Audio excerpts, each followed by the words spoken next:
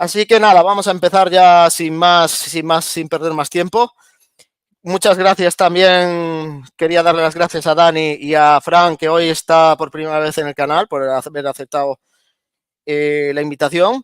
Y como es tradición, pues nada, le voy a hacer la palabra para que se presenten los invitados como ellos quieran y ya pasaremos al directo. Recordar que podría estar o no Daniel Baeza, ¿vale? Como siempre, tiene el enlace y si considera o puede entrar en el directo, pues entrará y si no, pues nada, pues seguiremos nosotros adelante con lo que está programado en el directo. Así que nada, os cedo la palabra para que os presentéis como queráis, tanto Dani y Fran. Así que el que quiera empezar presentándose, pues nada, adelante. Venga, Fran, que es tu primera vez, dale ahí, adelante. Venga. Buenas tardes. Pues nada, un placer estar aquí con estos dos maestros y compartiendo un ratito de charla. Y nada, yo soy Bull Stock en Twitter y nada, inversor particular y me gusta compartir temas de actualidad, de economía y acciones y tal. Y nada, por aquí estamos. Pues muy bien, a mí ya, no voy a decir un habitual, pero sí, ya sé unas cuantas veces con nuestro amigo Diego, encantado como siempre de estar aquí. Soy Dani, Dragón Oro Plata, me encontráis en Twitter, Dragón Oro Plata, en mi canal de YouTube, Dragón Oro Plata, y en mi Patreon, Dragón Oro Plata, es facilito, ¿eh? Ya os podréis imaginar, me encanta macroeconomía, la energía y, por supuesto, la inversión en metales preciosos. Y nada, y por supuesto me encanta el mercado, ¿no? Lo que se mueve y la actualidad. Y a eso vamos, ¿no, Diego? Sí, a eso vamos. Vamos allá. Muchas gracias a los dos por aceptar. Yo creo que vamos a tener tema bastante para rato.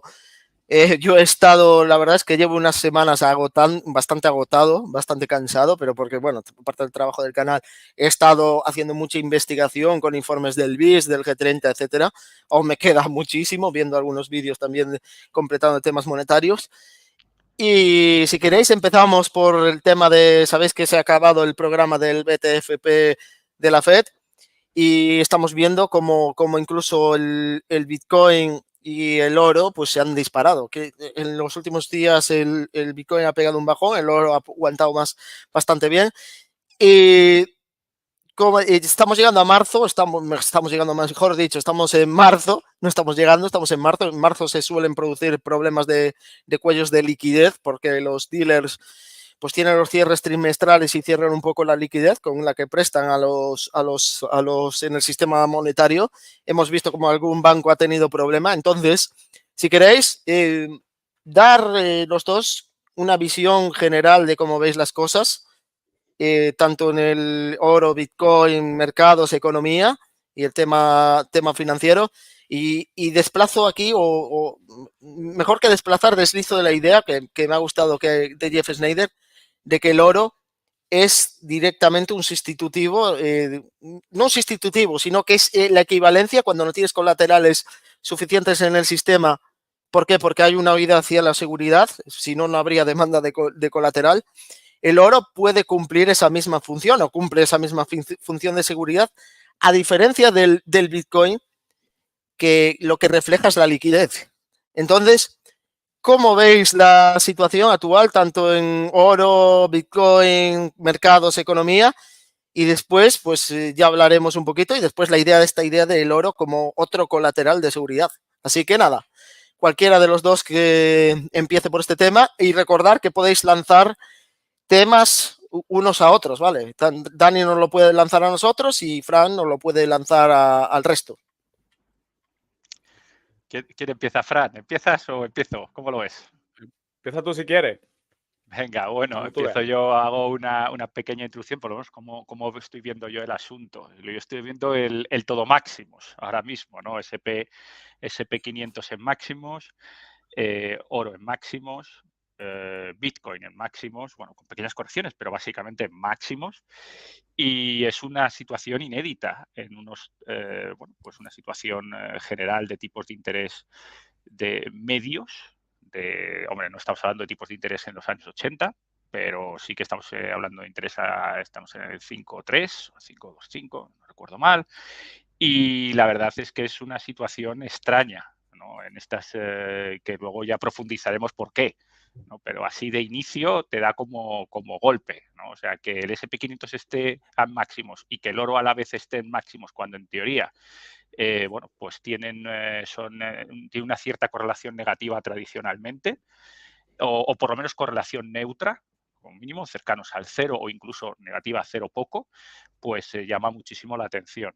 Si veo más normal que Bitcoin esté en máximos con un SP500 en máximos, un SP500 dominado por 5 o 6 valores tecnológicos, pues realmente Bitcoin es tecnología. Entonces, que este boom tecnológico que vivimos ahora, pues bueno, pues haya arrastrado a Bitcoin hacia arriba. Y sobre todo en la parte de, bueno, lo comentábamos un poco off the record, de diversificación. Se me calientan las manos demasiado en Apple, por ejemplo, ¿no? O en Microsoft o en cualquiera de estos, o Google, se me calientan las manos y, bueno, voy a buscar otro activo tecnológico fuera del SP500. ¿Y cuál es el activo tecnológico fuera del SP500 por antonomasia? Pues Bitcoin, ¿no? Entonces, eso es lo que parece que ocurre y de momento la situación está así. Estos últimos 15 días han sido de auténtica locura. Yo me voy ahora a centrar un poquito en el mercado del oro, que es el que lógicamente sigo más, y ha sido una auténtica locura. En 7 días ha subido pues prácticamente por encima de $100, o sea, una pasada. Eso para oro, para el market cap que tiene el oro, que estamos hablando de 14,2 o 3 trillones de dólares, que pues es una auténtica pasada, porque para hacer ese movimiento en dólares, pues imaginaos la cantidad de liquidez que ha entrado en el mercado, de una manera o de otra, que eso ya lo hablaremos después, pero ha entrado pues una auténtica salvajada a paladas para mover un elefante como es el oro, levantarlo así. Para que os hagáis una idea, yo he visto pocas veces oro tanto subiendo como cayendo por debajo o por encima del 2%. Es una cosa muy rara en intradía, ¿eh? Es una cosa muy rara, no suele ser habitual, pero bueno, en esto se ha empalmado 7, 8, 10 sesiones tremendamente alcistas que ha colocado el oro, pues eso, desde los 2040 hasta los 2180, prácticamente algunas veces rozando los $2.200 y 2.000 euros por onza, récords absolutos desde luego en euros y en dólares, y bueno, pues ahí lo está aguantando, incluso con algunas pequeñas embestidas, manos fuertes, que es lógico, que es normal que haya manos fuertes que quieran cobrar un poquito de cash y entonces pues busquen pues eso, liquidar ciertas posiciones para hacerse con efectivo, y es normal que haya pequeñas correcciones en el oro y bueno, ya ha ocurrido, pero realmente ha ocurrido relativamente porque no ha bajado de 2.150, lo está de momento manteniendo muy bien. Veremos qué pasa ahora en el futuro con otros condicionantes o potencialmente condicionantes de mercado. El condicionante que más afecta al oro tradicionalmente es el DXY, el índice dólar, que a su vez viene en teoría, y estamos hablando ahora por el libro, correlacionado con los tipos de interés. De momento, pues sorprendentemente, ahí está el oro en unos valores de dólar, pues majos. O sea que no, en teoría no debería ser así, pero ahí está. O sea, esa liquidez nos viene por otros lados. Y bueno, pues así está el asunto en máximos. Por ejemplo, no está bien, no lo están, y ahí puede haber un tema que también lo comentamos un poquito off the record, Diego y Fran, el tema de colateralización, madre mía, trabalenguas, y lo estamos comentando. ¿Por qué? Porque no se ve reflejado, esa subida del oro no viene replicado en las mineras. Porque las mineras, si hay una cosa que tienen las mineras de oro, es colaterales. La verdad es que los riesgos minera son absolutamente brutales, mientras que el oro, como ya sabéis, no tiene colateral, no tiene contraparte y no tiene riesgo. Sin embargo, las mineras tienen un montón de todo eso. Entonces, eso no se ha visto. Digamos que esa liquidez que ha entrado en el oro buscando esa contraparte cero. No ha entrado en un endémico, o sea, es decir, como oro como concepto desde upstream y downstream. No, ha entrado solo en el producto final, no ha entrado en las mineras. Es cierto que en las últimas sesiones ha subido un poquito, pero claro, al calor del oro, te sube el oro esto, pues aunque sea solo por inercia, algo tiene que subir las mineras. Pero desde luego las mineras lo están pasando muy mal. Muy mal. Newmont, Kinross, bueno, están en momentos bastante dramáticos con, pues eso, con precios de extracción después de tal bastante elevados. Y el tema inflacionario pues les está afectando, lógicamente, precios de energía, etcétera. Y este efecto es un poquito similar a lo que le está ocurriendo a Bitcoin, ¿vale? Que también puede tener esa, vamos a decir, aureola de activos sin contraparte, porque efectivamente no pertenece a un país, no pertenece a un banco, no pertenece a un fondo de inversión. Y las mineras Bitcoin les está pasando una cosa parecida, pero no exactamente igual. Las mineras Bitcoin tampoco están respondiendo mejor, desde luego, que las mineras de oro, pero si Bitcoin baja un 5, las mineras te bajan un 15 intradía. O sea, eso sí que es una montaña rusa de verlas venir. Parece un casino de Las Vegas. Y bueno, pues esa es la situación. El SP500 de momento lo veo firme. Ahí está, veremos qué pasa y están aguantando los valores. Hay valores que efectivamente se están resintiendo mucho, los valores, pues vamos a decir, no tecnológicos en algunos casos, lo están pasando regular, pero el tenderete lo están sustentando los valores tecnológicos y luego, claro, por supuesto, fondos de inversión que tienen Bitcoin, pues lógicamente están yendo bien. Y empresas con exposición a Bitcoin como MicroStrategy o ahora mismo BlackRock comprando NTF, pues les está yendo bien. Y de momento aquí un poco el análisis general, luego nos podemos meter en profundidad en cualquiera de estos temas, no sé cómo lo veis. Pues bueno, yo lo que veo que se ha inundado el mercado de liquidez más que nunca, a pesar de tipos altos y el QT.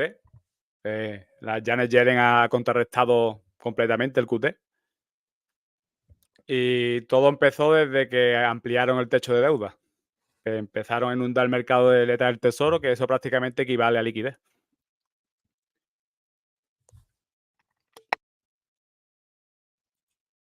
Dani. Vale, no está esperando una exposición más amplia de Fran. Digo, me queda diciendo que a ver, no le quiero interrumpir ni nada. Se queda ahí parado y digo, me está pensando algo. No, ¿se le quieres contestar tú algo? No, sí, está claro, las letras del tesoro, y ahí vosotros sabéis más que yo, que sois los especialistas en los sistemas primarios de financiación, desde luego, pues lógicamente tiene una influencia enorme, porque de ahí es donde sacan la liquidez los grandes inversores, tanto en renta variable como en oro, como en Bitcoin. Y lógicamente, si hay mucha alegría en esos mercados primarios donde se consigue cash sano, los hedge funds, fondos de inversión, etcétera, pues lógicamente en algún sitio tienen que meter la liquidez. Y ahí es lo que estamos viendo, ¿no? En los tres. En el caso del oro, vuelvo a decir, quizá es ponerse, digamos, comprar las muletas a la vez que estás comprando el forfait del esquí, ¿no? Es decir, me voy a subir a la ola de SP500 y de Bitcoin, pero por si acaso me despeño y así eso compro un poco de oro que me va a servir como activo de liquidación primaria cuando me lleguen las llamadas de margen, básicamente. Y para eso sirve el oro en este tipo de organizaciones. Que cuando las cosas, si estamos arriba y se pintan feotas y nos cae el mercado un 10, un 15, un 20%, hay que deshacer posiciones y cubrir con cash nuevo, lo que hacen es liquidar las posiciones de oro que ya tienen acumuladas desde bastante abajo. Entonces sirve pues eso de muletas cuando te caes, ¿no? Esquiando. Y bueno, pues básicamente es así. En la parte que has comentado, Diego, al principio, de Jeff Schneider, ¿no? Que decía que el oro, bueno, pues podía dar esa idea de seguridad, ¿no? De riesgo cero frente a las letras, ¿no? que era la alternativa a las letras. Yo diría que es un poco al revés. Es decir, el primario de seguridad, o sea, prefiero de contraparte cero absoluto, es el oro. Las letras sirven como algo más manejable, ¿no? Para, en el día a día, me refiero para bancos, para entidades financieras, etcétera. Pero claro, si no hay, lógicamente, letras disponibles, pues tienen que ir a oro. Sí, eso es la explicación que daba Jeff Snyder. Es que eso, claro, cuando no hay colateral suficiente, ¿qué hace el mercado? Pues se protege en oro, literalmente, porque el oro, se está hablando de los tipos negativos, etcétera, pero es que yo, desde 2008 esto ha cambiado absolutamente. Lo que prima más es la liquidez más que los tipos de interés. No estoy diciendo que los tipos de interés no importe, pero importa mucho más la liquidez, y la liquidez en sí es colateral y crédito en circulación. Entonces, claro, cuando la liquidez se seca y no tienes dónde protegerte, ¿qué vas a ir? Vas a ir a buscar letras del tesoro. Si no tienes letras del tesoro o no tienes efectivo suficiente, vas a tener oro. Vas a tener oro porque el oro es una cobertura de seguridad, como es los colaterales o en este caso los bonos del tesoro o las letras del tesoro de Estados Unidos. Y fijaos que he estado, y esto es importante, he estado viendo informes de estudios monetarios del BIS, y hay varias cosas que hacen ver que el mercado se está acumulando demasiado riesgo. El BIS habla de las instituciones financieras no bancarias apalancadas y que tienen dos características, y esto es importante entenderlo, que pueden tener un problema de acumulación, un problema de apalancamiento y un problema de estar muy concentrado en activo volátil. El Bitcoin es un activo volátil. Mucho ojito a esto, porque los hedge funds para comprar Bitcoin se tienen que apalancar. Se tienen que apalancar en el repo. Esto es algo que Fran ha hablado con el Basis Trade. Si quieres, tú, ahora te dejo para que expliques un poquito lo que es el Basis Trade. Yo sé que Daniel y yo hicimos un tema de Basis Trade, pero claro, se apalancan. Y dice el BIS que las entidades de mayor contagio son las instituciones financieras no bancarias altamente apalancadas, que son los hedge funds y los family office. Y por esas características de que tienen esa acumulación, ese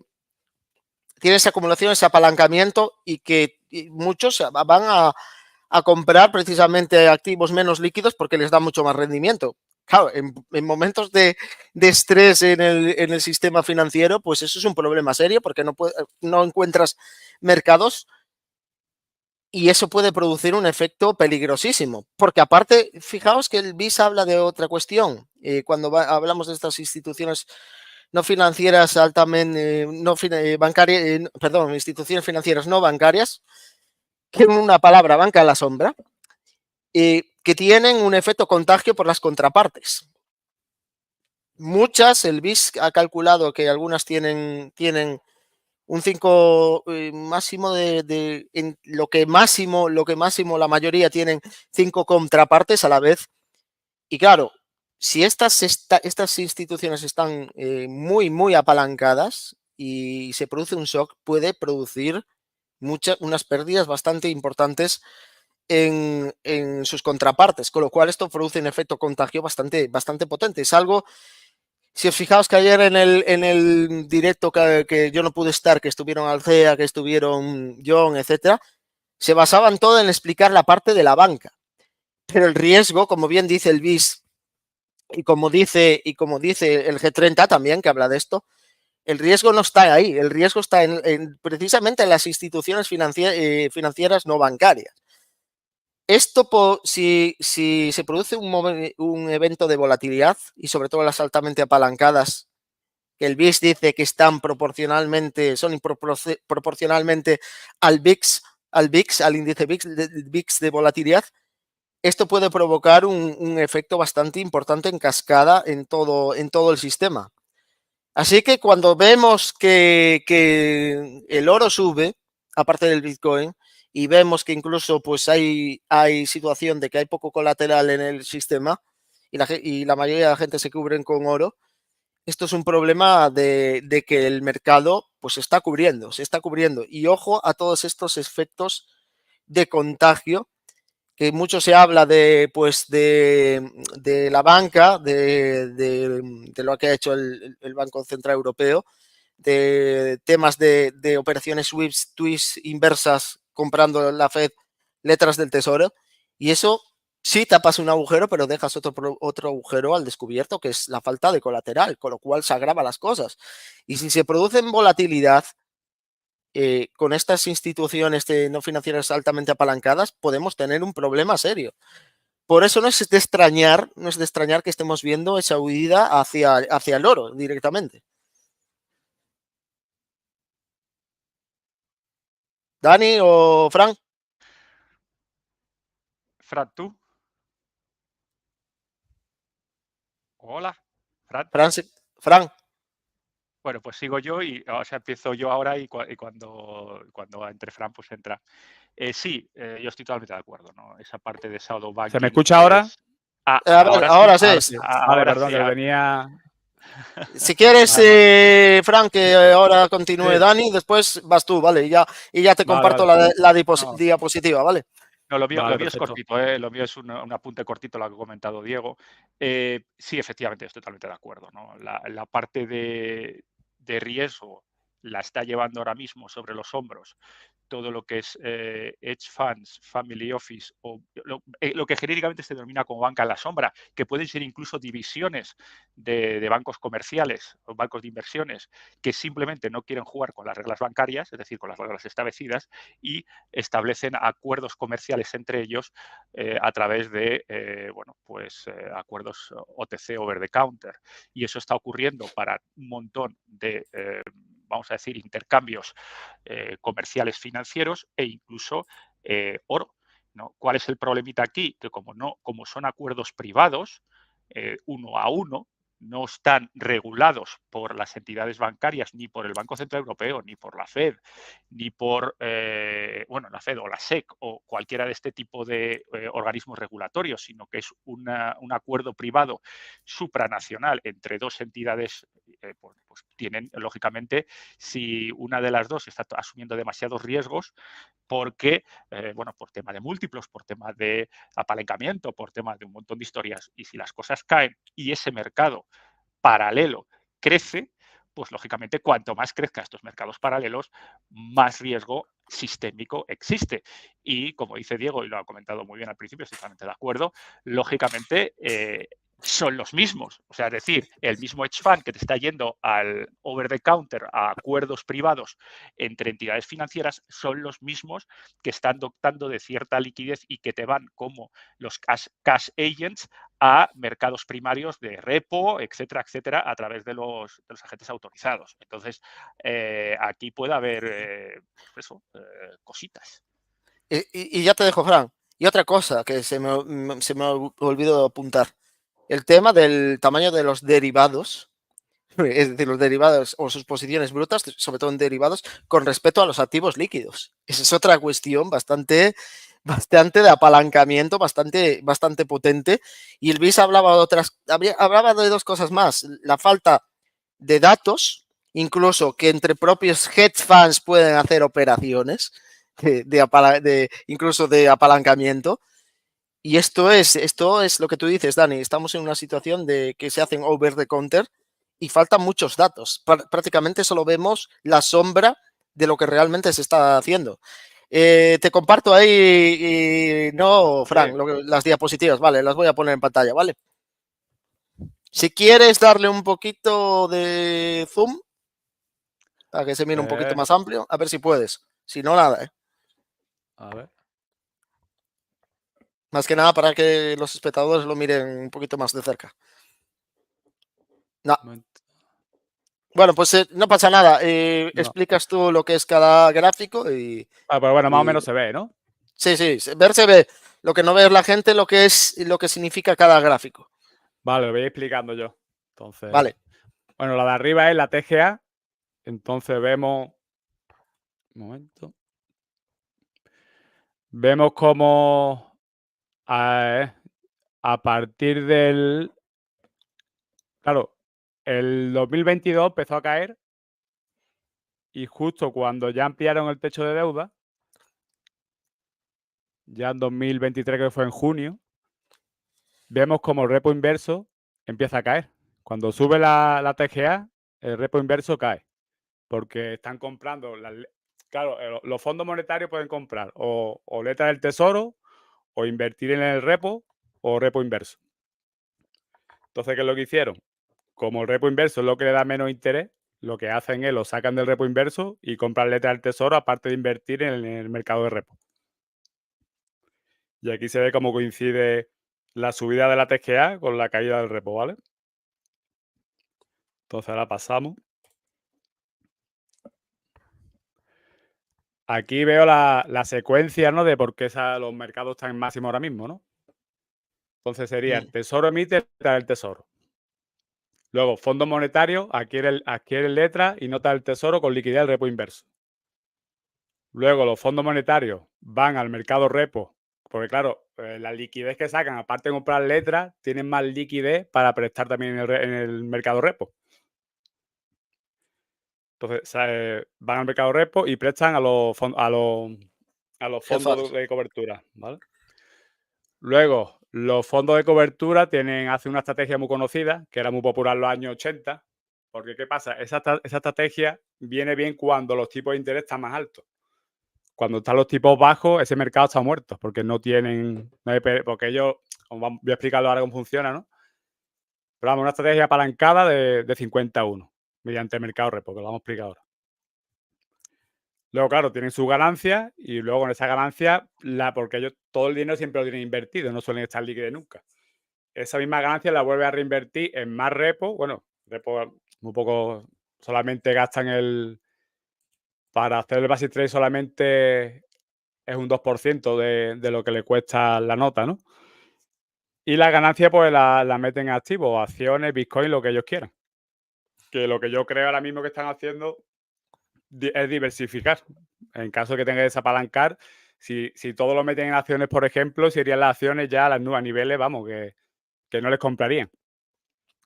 Entonces yo creo que lo que hacen es diversificar. Bitcoin es un activo que está de moda. Si tienen que desapalancar, es un activo fácil de soltar. Y luego oro, como dice Dragón, pues de cobertura. Aunque en un principio si tienen que desapalancar también, yo creo que caería. El siguiente gráfico es la emisión de deuda del tesoro, que es el azul oscuro, con respecto a la emisión de letras del tesoro, que es lo celeste. Y ahí vemos como a partir del principio del 23, cómo sube, vamos, como ahí me lo marca la flecha, en proporción. Subió en 2020. Si nos vamos para atrás, pasó lo mismo en 2007. De ahí también la gran caída en 2008, cuando tuvieron que desapalancar. Y en 2018 también empezaron a hacer basic trade, porque igual subieron los tipos de interés. ¿Y qué pasó en 2019? Que se secó la liquidez y tuvieron que desapalancar en el repo y ahí, claro, faltaba liquidez y tuvieron problemas también. La siguiente, aquí está el mercado. Esto es un gráfico de Concoda, del mercado de repo. Lo voy a explicar así por encima, ¿vale? Esto parece muy lioso, pero bueno. El mercado de repo tiene varios niveles de jerarquía. Entonces, los fondos monetarios, voy a explicar un poquito abajo arriba. Aquí está el repo inverso, que es donde menos pagan, digamos, que cuando no hay letra del tesoro, pues tiene que invertir en repo inverso y en el mercado de repo. Luego está el repo tripartito, que es donde están los fondos monetarios y los grandes dealers, los primary dealers, ¿no? Que le llaman. Sí, y en el tripartito entra también la Fed y entran las agencias, como los bancos hipotecarios y Fannie Mae y Freddie Mae. Y ahí el siguiente nivel que ya pagan un 5,30 ahora mismo, me parece que era. ¿Y qué es lo que hacen? 5,30. Lo que hacen es jugar con los siguientes niveles. Ya el siguiente sería interdealer, que ya pagan algo más, y lo que hacen es ganancias en el repo mediante diferenciales.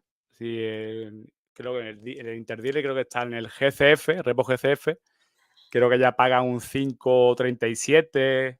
Entonces lo que hacen es prestan a los dealers, que son los que hacen de market maker, ¿no? De creadores de mercado, que a su vez ya ellos le prestan a los fondos de cobertura a intereses todavía más altos. ¿Vale? Esto sería, la jerarquía sería de abajo arriba. Y aquí abajo está el SRF, pero bueno, eso ya es cuando un mecanismo de emergencia que empezó en el 2019 cuando se quedaron sin liquidez y ya se ha quedado permanente. Sí, eso fue con la repocalipsis, que fue más bien de la Fed. El mecanismo de facilidad de repo permanente fue del G30. Esto más bien lo diseña el G30 más que la Fed. Es decir, el G30 son los jefes de la banca central, ¿no? Los jefes de la banca. Entonces, este mecanismo no fue diseñado realmente, por mucho, a pesar de que se piensa que fue diseñado por la Fed, fue diseñado por el G30. Luego el tripartito es el más seguro porque hace de custodio el banco New York Mellon de Nueva York y suele ser una garantía de colateral general, que digamos una cesta que entra y entran. Bueno, en tripartito creo que es más valor del tesoro y ya luego en el GCF ya meten también hipoteca, MBS y no sé qué más metían, pero era una cesta común con intermediario con el Banco de Nueva York, el New York Mellon intermediario. Y ya luego el último nivel bueno, dealer to customer, que ya cuando prestan a los fondos de cobertura, ahí tienen uno que es compensado, el DVP compensado, sponsorizado tanto GCF, o sea, también garantía general, como garantía específica, que es la SC, que ahí es donde los fondos de cobertura pueden elegir la nota que quieren comprar, que es lo que hacen porque el Basic Trade compran notas normalmente entre 2 años a 10, y el rango que tienen. Y entonces van a este mercado. Y luego el mercado donde el más grande, digamos, ya el de de los dealers a los fondos de cobertura, pero ya no está compensado. Y ese tampoco se sabe ciertamente cuál es el volumen, porque no lo pone en público. El que te refieres es el repo NCCBR. Perdón. Ese sí. Y luego. Claro, y ese ya el que tiene más. ¿Qué pasa? También acuden más ahí porque es donde ganan más interés. Porque ahí ya se va a 5,60, 5,70. Entonces les conviene. Pero claro, ese no está compensado. Ahí es el que tiene más riesgo.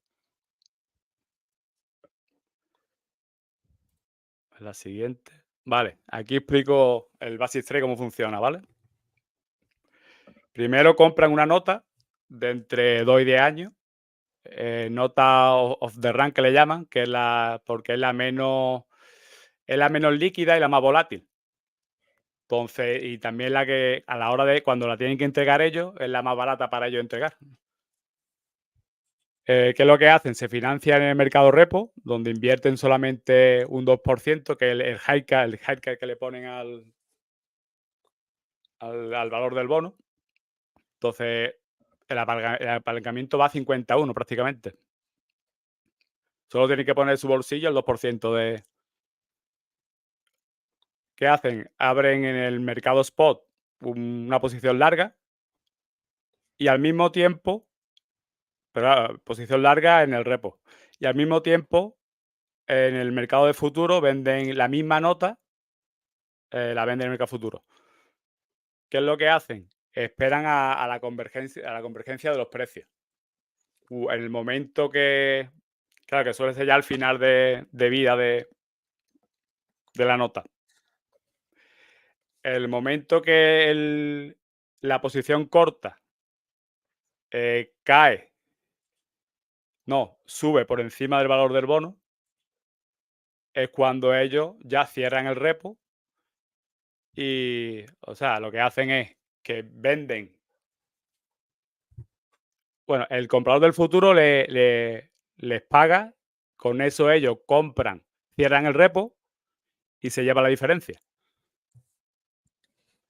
Esperar la convergencia entre el bono spot y futuro. Y aprovechan también para comprar el bono, quedárselo en propiedad.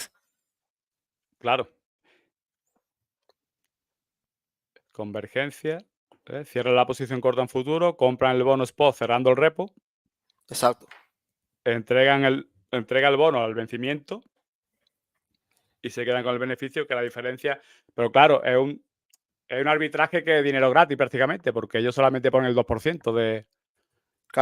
Fíjate que es dinero gratis si el mercado de bonos, por eso usar el Basi Trade, que mantiene. Esto lo hacían antes los bancos, pero con las regulaciones de Basilea tuvieron que dejarlo hacer. Claro, si esto mantiene la volatilidad del bono estable. Si la volatilidad de los bonos o del mercado de bonos se dispara, no pueden hacerlo, porque están apalancados.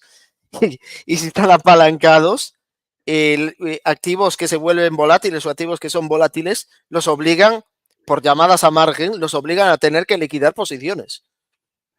Claro, porque los bonos off the run son los más baratos, pero el problema que tienen es que también son los más volátiles. En caso de que haya menos líquidos. Y menos líquidos. Les toca de pagar a margen y menos líquidos. La secuencia aquí vemos cómo lo que hace, compran y lo van rolando hasta que finaliza y ya cierran el repo con el dinero que obtienen de la venta del futuro.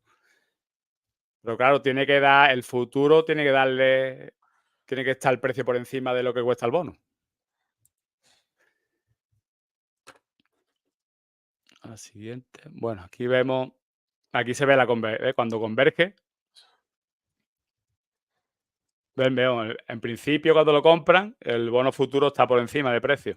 Hasta que ya al final de vida, el momento que ya el bono que tienen en largo pasa por encima.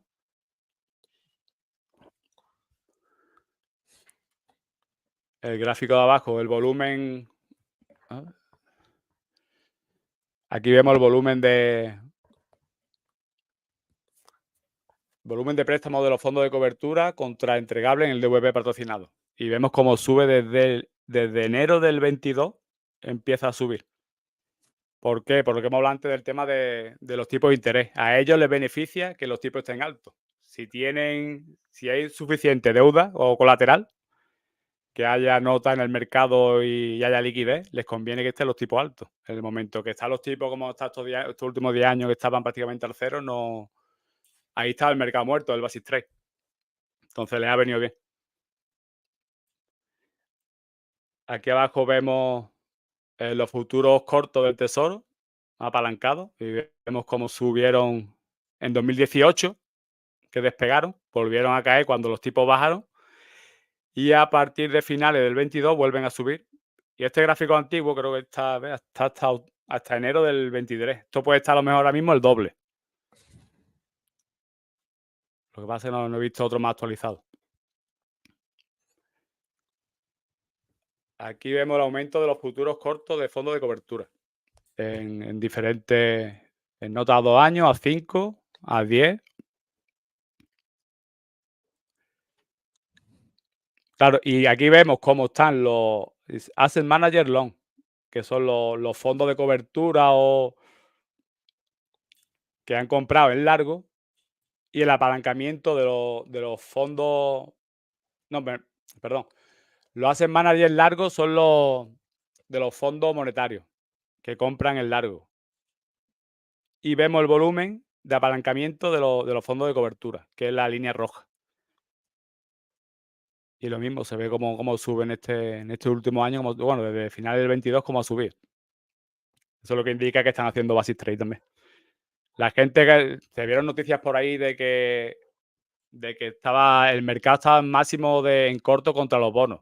Y era simplemente los fondos de cobertura que están comprando haciendo Basis Trade. Lo que estaba pasando. Luego aquí vemos el peso de Momentum Stock en el mercado. Y vemos cómo están máximos también. Coincide con el Basis Trade. Porque claro, la ganancia del Basis Trade luego las meten en acciones que están de moda, acciones de inteligencia artificial, pues estos son Momentum Stock, Bitcoin, activo que en el momento que tenga que desapalancarse lo puedan vender fácil, que tenga demanda. tenga liquidez.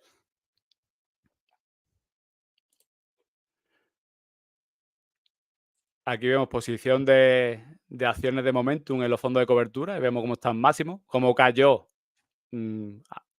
sobre octubre, hasta octubre de 2022 cayó a mínimo, que fue porque, claro, el Tesoro, la TGA se quedó vacía y ya tuvo que dejar de emitir, de traer Tesoro. Y vemos cómo, y en el momento que ya el techo de deuda se amplió de nuevo, otra vez volvió la fiesta de la letra del Tesoro y los fondos de cobertura, aprovechando tipos de interés altos, más deuda, pues invirtieron. Aquí vemos los gráficos de Michael Howell de la liquidez global, un indicador que él tiene propio, que él aparte, él mete como una cesta de diferentes indicadores de liquidez, lo suma y hace este gráfico. Y lo mismo, vemos cómo está en máximo histórico. Da igual que esté que haya QT, tipo de interés alto, da igual. La liquidez al máximo. Aquí hay un gráfico que lo compartí, que se lo enseñé a Dragón, donde dice que es un gráfico de un estudio de probabilidad.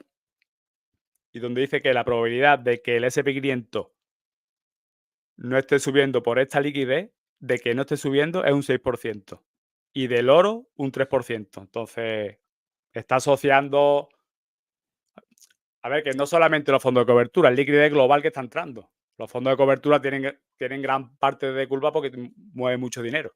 Es dinero prácticamente, todo lo que sale del repo inverso, que estamos hablando ya de más de 1,5 trillones, está entrando a acciones, Bitcoin, oro, a todo lo que ellos pueden meter. Y luego pongo aquí el índice MOVE, que es la volatilidad de los bonos. ¿Y qué pasa con esto? Que cuando hay volatilidad en los bonos es cuando sufren el Basic Trade. Porque si ya no le obliga a tener que desapalancar posiciones o, como vemos aquí, en el momento que pasa a 150 ya es que indica problemas. Pasó en 2008 por las nubes. Pasó en el COVID. Ahí también la gran caída que hubo, un 35%, gran parte de culpa la tuvo el Basic Trade. Porque, claro, ahí muy apalancado, tuvieron que vender todos los activos que tenía.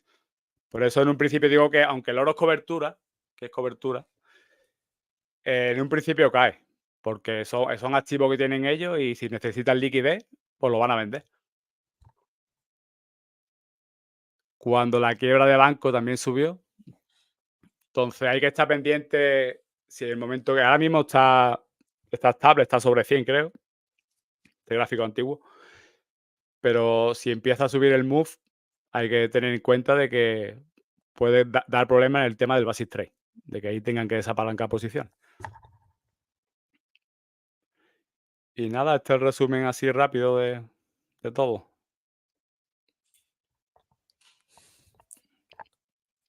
Dani.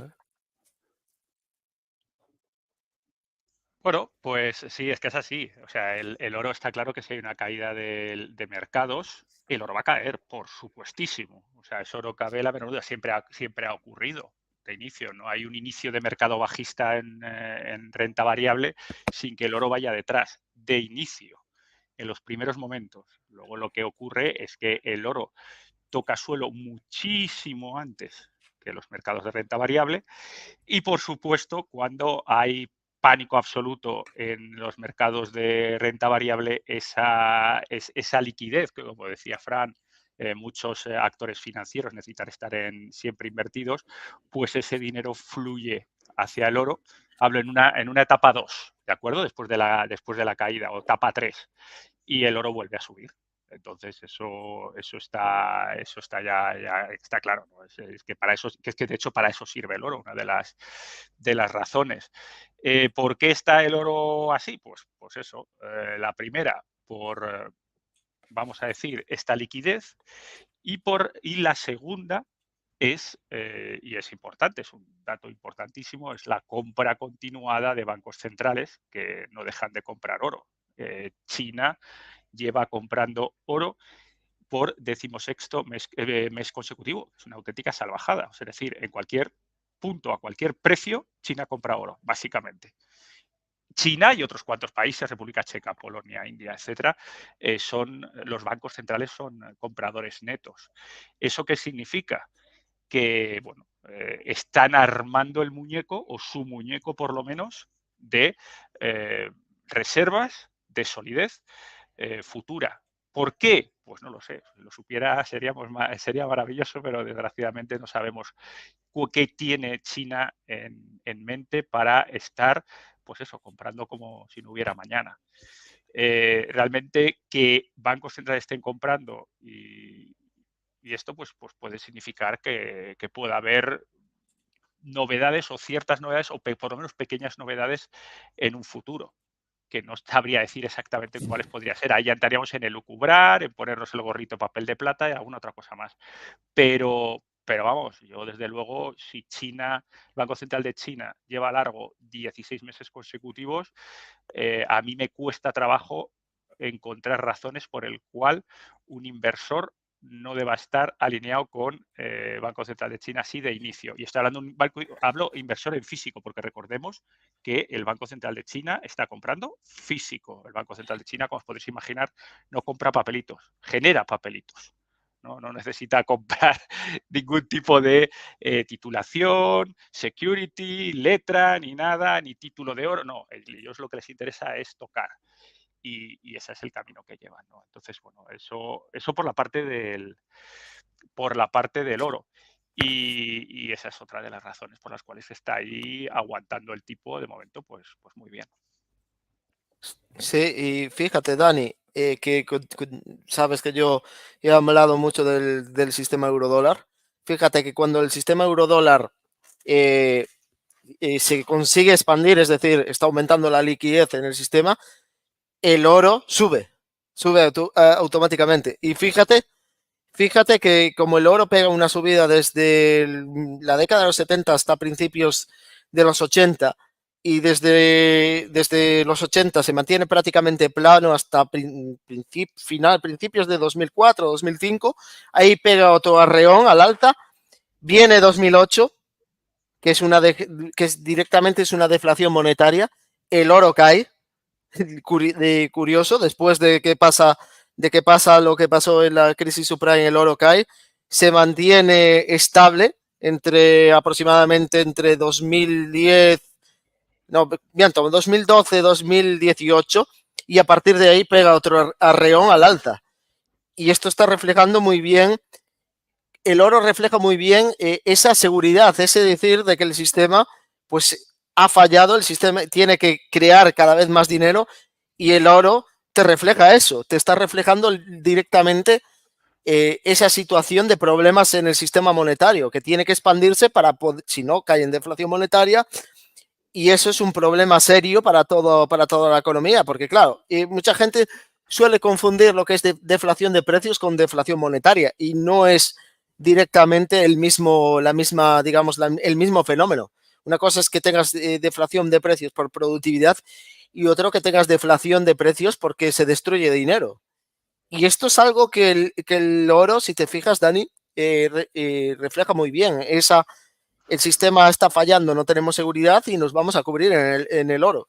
Es que el oro es por definición un sistema, o sea, es un indicador contrarian del sistema bueno, pues el sistema de divisa fiat. Es así.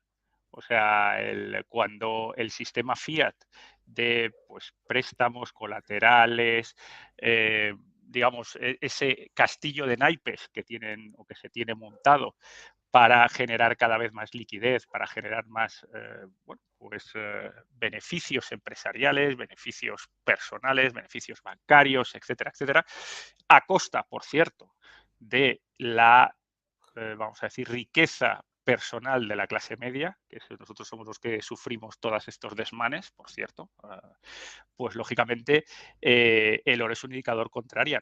Cuando sopla un poco de viento y se ve que puede tirar este castillo de naipes, el oro es el ancla, ¿no?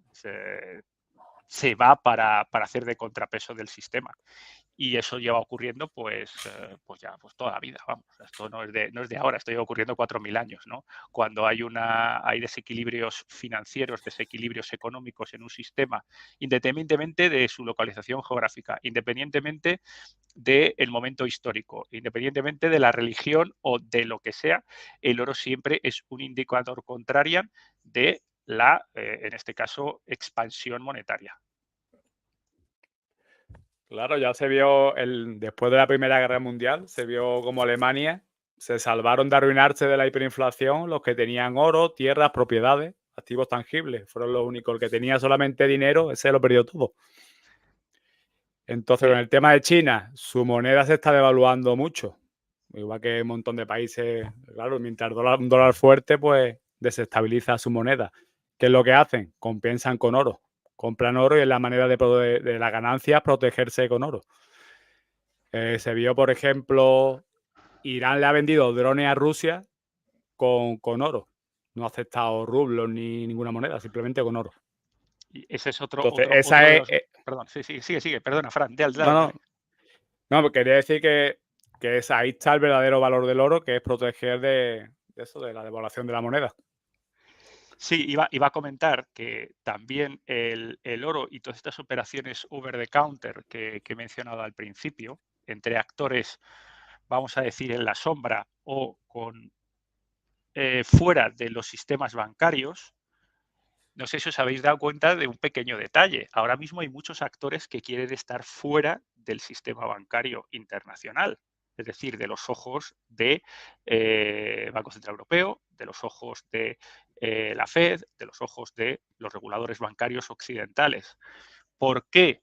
Pues una razón muy sencilla, porque los intercambios que no sean over the counter son explícitos. Es decir, por ejemplo, si tú vas a COMEX a comprar derechos de oro en un mercado de futuros, aparece quién compra, aparece cuál es el contrato, aparece un contrato que es un contrato estándar, cuál es la duración del contrato, el precio final, etcétera, etcétera, etcétera.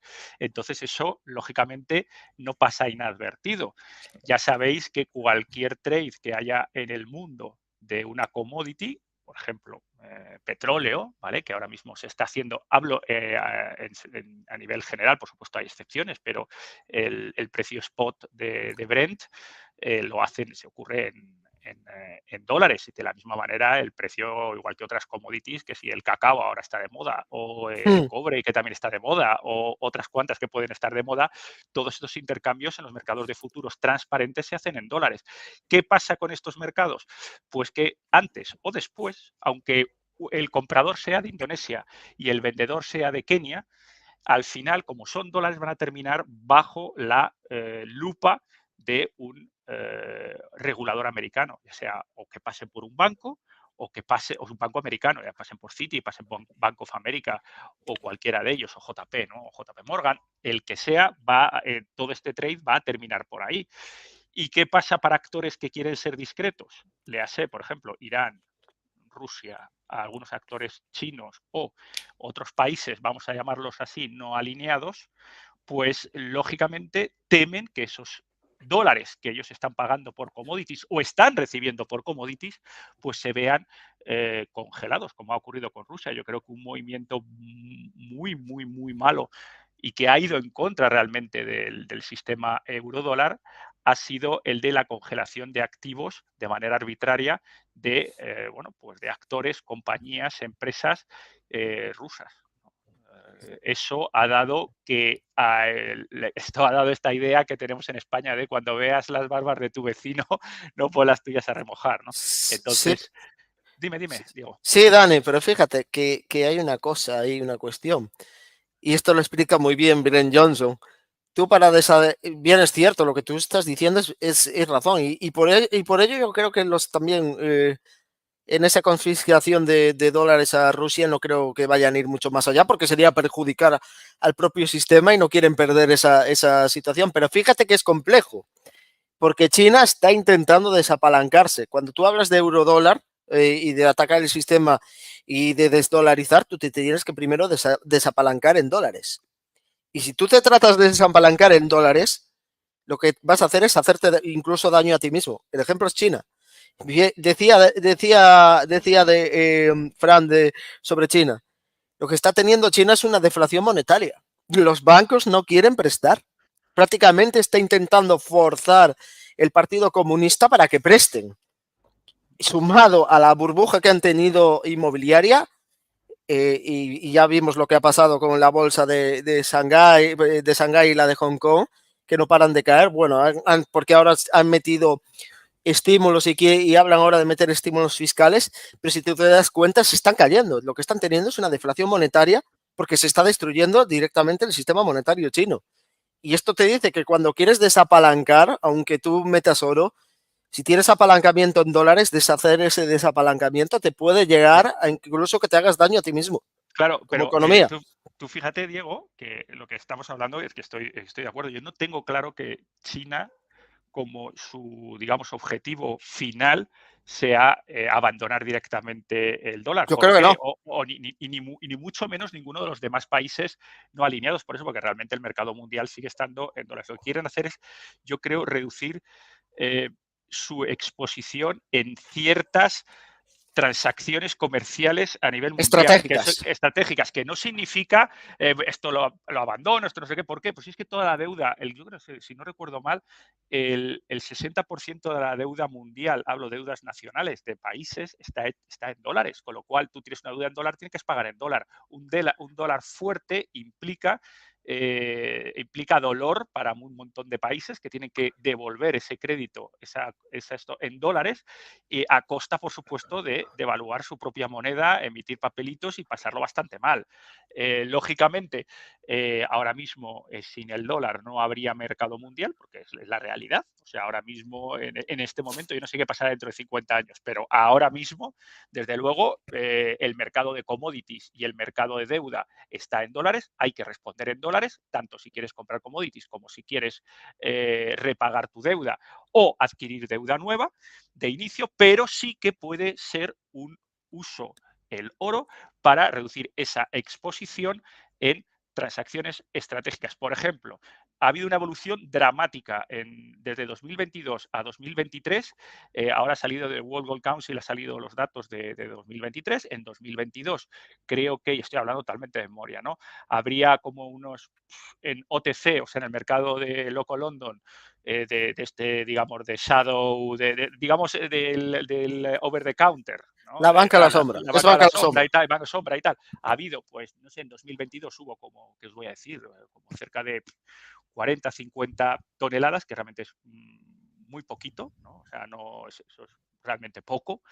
Y luego en 2023 ha pegado un petardazo a 450 toneladas. ¿Por qué? Porque lo han visto que durante 2022 los reguladores europeos y americanos han congelado activos de, vamos a decir, naciones no amigas y han dicho, oye, pues cuidadito, que si yo tengo que comprar esto o tengo que comprar lo otro y no me interesa que lo sepan, pues voy a usar oro y para usar oro pues necesito oro del de verdad. Y del oro del de verdad tengo que ir a comprarlo a Londres y sobre todo que no se sepa que he sido yo. Que puede ser que esa es otra de las razones, más allá de emplear esa liquidez, como comentaba Fran, como primer paracaídas, si en el caso de que haya caída, como también emplearlo para ese exceso de liquidez, pero puede haber otros actores que no sepamos para que esté usando este mercado secundario. Porque ya digo, los mercados primarios, si por poneros un ejemplo, ¿no? Si, que os voy a contar, BlackRock, ¿no? Quiere comprar oro, pues oye, no necesita, puede, por supuesto que puede ir al mercado over the counter, pero puede ir perfectamente a COMEX también, ¿eh? O sea, me refiero a salir que aparezca BlackRock, compra tanto, no tiene nada que esconder BlackRock o alguno de los otros actores.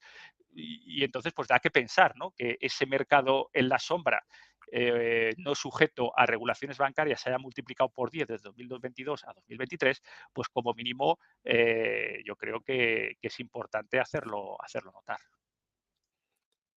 Tú, Fran, compartiste, si quieres poquito para terminar con lo de China, compartiste que se hablaba mucho de que China estaba vendiendo valores del tesoro, pero lo que realmente estaba como digamos, permutando de valores del tesoro de Estados Unidos a agencias en dólares.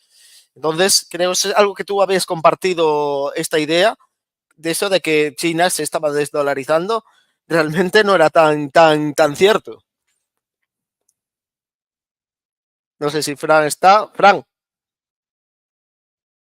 Perdón, que lo tienes desactivado. Que sí, compraban bonos, pero lo hacían para comprar agencias como Fannie Mae o Freddie Mac, que lo que hace es que le daban más interés en dólares. Le dan otro activo en dólares y entonces se supone que era el motivo. Sí, eso es lo que. Y fíjate que es no sé qué. Brent, sí, ahora no me sale. Que hablaba de esto y había informes incluso del BIS y del G30 que hablaban de que realmente. Y aparte que China estaba usando el Euroclear para hacer incluso operaciones repo de forma que no pareciera que estaban utilizando valores del Tesoro de Estados Unidos y lo estaban delegando directamente. Euroclear, que es una cámara de compensación que es de repos en la zona europea. Y luego el tema del oro, que lo compren también los fondos de cobertura, es que lo que hemos hablado antes, ahora mismo un activo líquido que, aprovechando que hay mucha demanda por la devaluación de la moneda, saben que en caso de venderlo van a vender fácil también. Es otro activo para desapalancar fácil. Tanto Bitcoin como oro como acciones. Acciones Momentum, que ahí vemos que están los niveles máximos. Acciones que saben que la van a poder vender. Inteligencia artificial, y Nvidia y etcétera. Sí, pero fíjate que esto conlleva lo que hablaba el BIS con las instituciones financieras no bancarias altamente apalancadas, de que esto, fíjate, Zedan y Fran, como solo se hablan de las 7 magníficas, o sea, se está concentrando mucho las inversiones y los derivados sobre acciones en estas 7.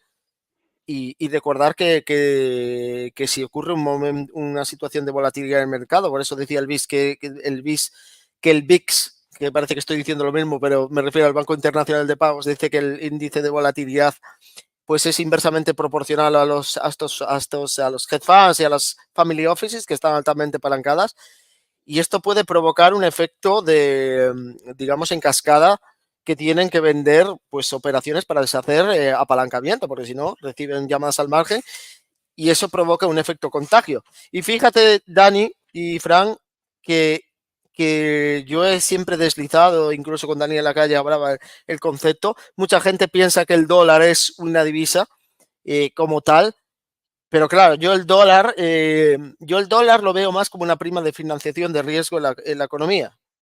Y esto tiene que ver con el euro dólar y todo el apalancamiento y cómo se crean los dólares fuera de Estados Unidos. Y como bien tú dices, Dani, cuando el dólar se vuelve escaso, es decir, cuando no hay suficiente dólar o no hay colateral en circulación y no hay suficientemente crédito en circulación, el dólar se vuelve caro, indicando pues, que los costos de financiación a nivel mundial en dólares se encarecen.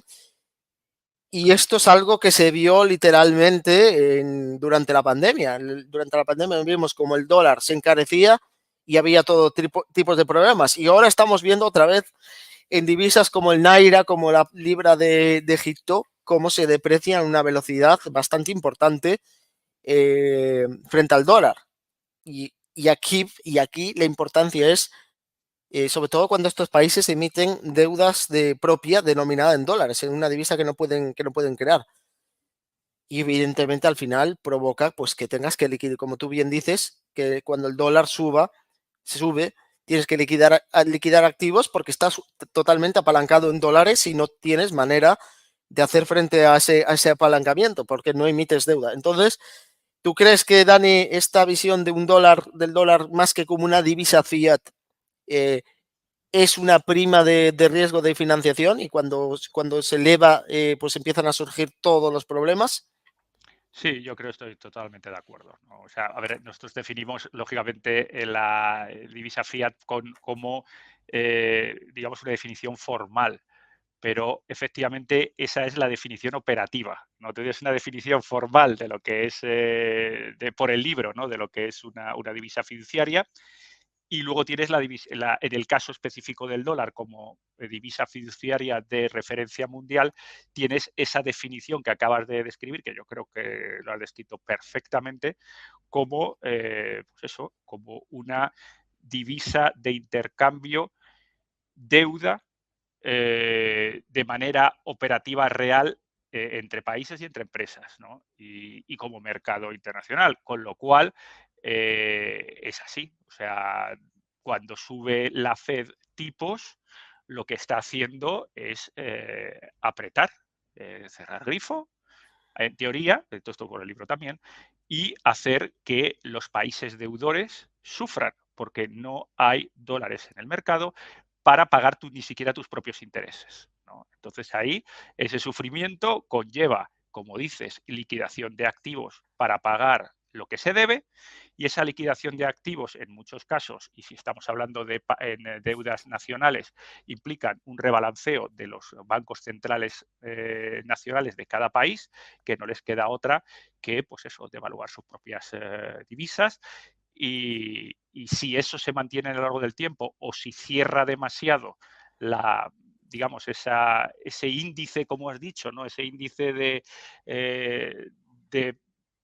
de colateralización, ese índice de préstamo, la Fed, pues lo que ocurre es que termina pues no una caída o en teoría una caída de países haciendo default porque no pueden aguantar esas reclamaciones de pagos y caen en un impago así de simple, como ha ocurrido, por ejemplo, con Argentina algunas veces y algunos otros países de África, ¿no? Que son, lógicamente, las economías más débiles y con menos recursos para fortalecer balances, pues es los que caen primero, ¿no? Esto es como todo en la vida, ¿no? Los más débiles caen primero. Sí, lo que tú te refieres, más que colateralización, rehipotecación, es decir, que usas un mismo valor del tesoro para prestarlo continuamente. Utilizas uno para, pues, crear diferentes pagarés y eso es lo que, cuando hablamos de rehipotecación, hablamos de apalancamiento. Si tú lo puedes rehipotecar... O generación, replicación, me refiero, del propio Banco Central deudor. O sea, es decir, ellos pueden rebalancear sus balances, o sea, es decir, reequilibrar sus balances para hacer frente mediante la emisión de nueva deuda con vencimientos a un futuro mucho más lejano, de tal manera que, lógicamente, puedan hacer frente ahora mismo a esos dólares que no pueden comprar sin esa deuda extra a plazos más largos, ¿no? Entonces, no necesariamente, que ojo, también se podría hacer, digamos, el représtamo de la misma figura, del mismo security, pero también pueden hacer y emitir mucho más a largo plazo, a 10, 15 años, ir a mercados que tendrán que pagar una prima escandalosa, porque imaginaos Zimbabue emitiendo letras del tesoro del país de Zimbabue, ¿no? Pues alucinas, ¿no? La prima que puede tener eso, pero no les queda más remedio. Y decirles, oye, te tengo que pagar, pues habrá alguien que siempre quiera. Si Zimbabue llega y está pagando primas, por ejemplo, yo qué sé, me lo estoy inventando, del 15% frente al riesgo cero, que ahora mismo es el 5% de Estados Unidos, y están pagando 20-25% a 10 años, pues habrá pues entidades ávidas de riesgo y, sobre todo, con mucha liquidez, que volvemos a Fran, que vayan a ese mercado a comprarle a Zimbabue esas letras al 25, ¿no? Y embolsárselas y luego renegociarlas, ya veremos cómo. Pero por lo menos Zimbabue en ese momento consigue dólares suficientes para pagar sus vencimientos de deuda de este año, ¿no? Ya veremos qué pasa dentro de 5 años. Es patapum para arriba, ¿no? Es patada a seguir. Y luego ya veremos qué ocurre. Lo que parece que es que quieren mantener los tipos altos durante más tiempo, en mi opinión, porque ahora están buscando una manera de que se vuelva a desinvertir la curva. Que estaban hablando de que la Fed comprara letras del tesoro, ¿no? ¿No, Diego? Sí, sí, pero lo dijo ayer Alcea Spinosi, una operación twist inversa, es decir, la operación twist vende deuda a corto plazo y compra a largo plazo. Esto es a la inversa, vende de largo plazo y compra de corto plazo. Claro, pero si la Fed se pone a comprar emisiones de letras, drena el sistema de letras. Los fondos de mercado monetario ya no prestarían en el repo, iría al repo inverso, con lo cual se estaría drenando liquidez. Y estos, fijaos, Fran y Dani, que estos, yo desde mi punto de vista, ayer sé que en el directo se centró todo en temas de reservas bancarias, etcétera, pero es que tengo que acabar de leerlo, ¿vale? Tengo que acabar de leer el informe que hizo el G30 y también del BIS que tengo sobre las explicaciones del por qué tuvimos la crisis de la banca regional. Y el BIS no habla ni el BIS ni el G30, y eso que ahora mismo no me acuerdo, Dudley creo que estaba hizo ese informe y participó en esa comisión para investigar realmente el problema de la banca regional, de la quiebra de Silicon Valley Bank. En ningún momento hablaron de las reservas bancarias, hablaron del colateral, literalmente, hablaron del colateral y el repo, que era fundamental, sobre todo que los bancos centrales no tenían herramientas como para rescatar. Sí que, bueno, más o menos con el BTFP, la FED, pues al considerar a la par los valores, pues mitigó un poco el riesgo de crédito, pero esto es importante porque el BIS dice esto, que es que la clave está en el colateral y en el repo. Y de hecho, el BIS y tanto el BIS como el G30 hablan de que si no hay suficientes tesoros de Estados Unidos, hablan de que de la economía es una pirámide de colateral, donde la base es todos los valores del tesoro de Estados Unidos. Y si no hay suficientemente base, pues el sistema tiene que crear colaterales internos, que son pues deuda propia interna, como puede ser empaquetar bonos hipotecarios si creas una deuda, pues papel comercial y estructura si creas otro tipo de vehículo. Entonces creas una pirámide más alta que va a un punto de desequilibrio, va a un punto de equilibrio más inestable, donde puede colapsar todo. Por sí solo no va a colapsar, pero puede colapsar. Entonces se han esforzado mucho en hablar esto y tanto los bancos centrales como los bancos centrales están hablando de operaciones o mecanismos nuevos para garantizar el sistema bancario, pero creo que he estado leyendo muchos informes del BIS y el BIS no habla del riesgo que esté en el sistema bancario, sino en la banca a la sombra, literalmente, que ha crecido, qué curioso, desde el 2008 más de un 50%. Es prácticamente más grande la banca a la sombra que la propia banca. Incluso la mayoría de repos, el 60 o 70% lo hace la banca a la sombra. Entonces, sí, puedes que lo que tú dices, la FED va a comprar o quiere comprar letras, pero eso va a drenar el sistema. Y esto es estar en un punto de equilibrio. Si desequilibras más hacia la banca, desequilibras más la banca a la sombra. Y esto es un problema porque la banca a la sombra, como he dicho, hay entidades que van muy ultra apalancadas, hay otras que no tanto, pero esto puede tener un efecto contagio. ¿Por qué? Porque los propios hedge funds, aparte de pedir en el repo, se lo pueden pedir prestado a los propios bancos. Y esto es un problema bastante importante. También es un problema importante que no hemos hablado, el tema de crédito privado, que ha crecido muchísimo. Y el crédito privado tiene un problema, que no se hace mark to market, no hay cotización en mercados bursátiles. No sabes, no estás viendo cómo se está moviendo la cotización de esos préstamos o esos bonos. Y hay muchos fondos que invierten en estos tipos de préstamos privados. Algunos pueden ser sindicados, con lo cual se reparte el riesgo, pero la mayor parte son préstamos directos, que son operaciones bilaterales, que no dejan de ser banca a la sombra, a su vez. Y aquí, pues el apalancamiento es bastante elevado, con préstamos apalancados. Incluso se están en este tipo de préstamos se están pagando intereses a doble dígito. Entonces, creo que hay mucho riesgo del sistema, por debajo del sistema se están creando muchas, digamos, mecanismos para proteger a la banca, pero el riesgo real no está ahí. El riesgo real, como bien dice el BIS y como dice el G30, está en el colateral, está en el repo y está en el eurodólar. Y esto es un problema bastante que nos está afrontando, con lo cual, fijaos que yo no creo que veamos la recesión como tal, o si se produce un evento de shock deflacionario que empiece en Estados Unidos. Yo creo que el problema va a empezar fuera, precisamente porque el mercado está más globalmente conectado, sobre todo por el eurodólar. Y esto es un riesgo bastante importante y y no es casual que vemos que en este caso el oro pues se fortalezca de la manera que se está fortaleciendo. Claro, esta medida de comprar letras del tesoro favorece a la banca, porque desinvierte la curva. Entonces los bancos comerciales ya pueden hacer lo que hacían antes, que se apalancan en corto e invierten a largo, cosa que ahora mismo es imposible. Entonces es la solución que tendría para mantener tipos de interés altos desinvirtiendo la curva.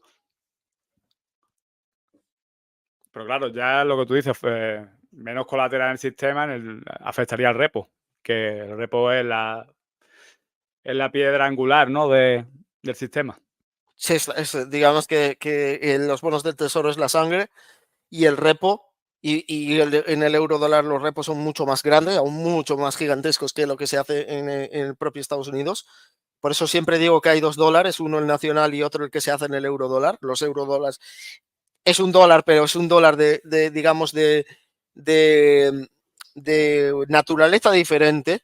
Y fijaos, exacto, y fijaos que Dani y Fran, y ya me respondéis, en el último informe que estoy leyendo del BIS, no habla de que el dólar o la fortaleza del dólar o el valor del dólar, como se dice, como se le ha escuchado decir a Rayo, como se ha escuchado a muchos economistas, digamos, austríacos, depende de recaudar impuestos. El BIS dice literalmente que el valor del dólar depende de los flujos de préstamos en la banca transfronteriza.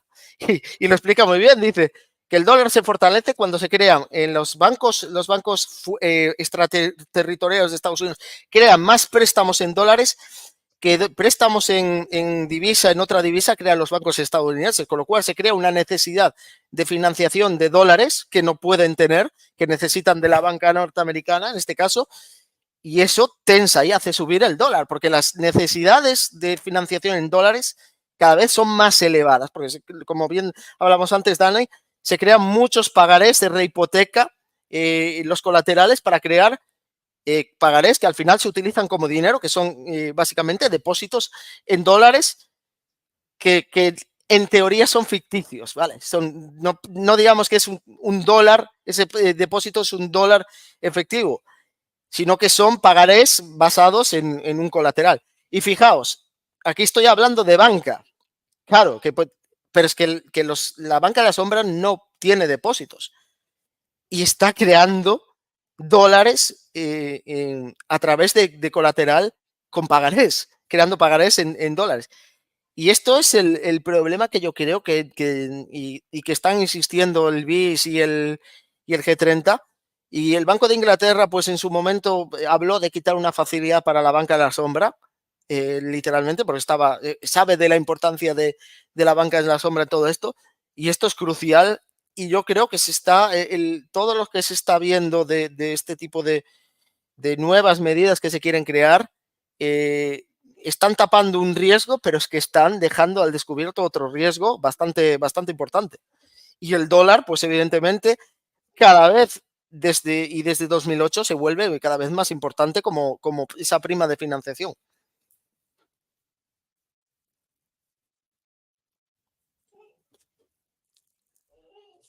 El tema del repo, la solución sería, claro, el Standing Repo Facility, SRF, al estar permanente ahora mismo, sería que los primary dealers acudieran al SRF y de ahí ya sí habría liquidez, pero claro, hace falta también colateral.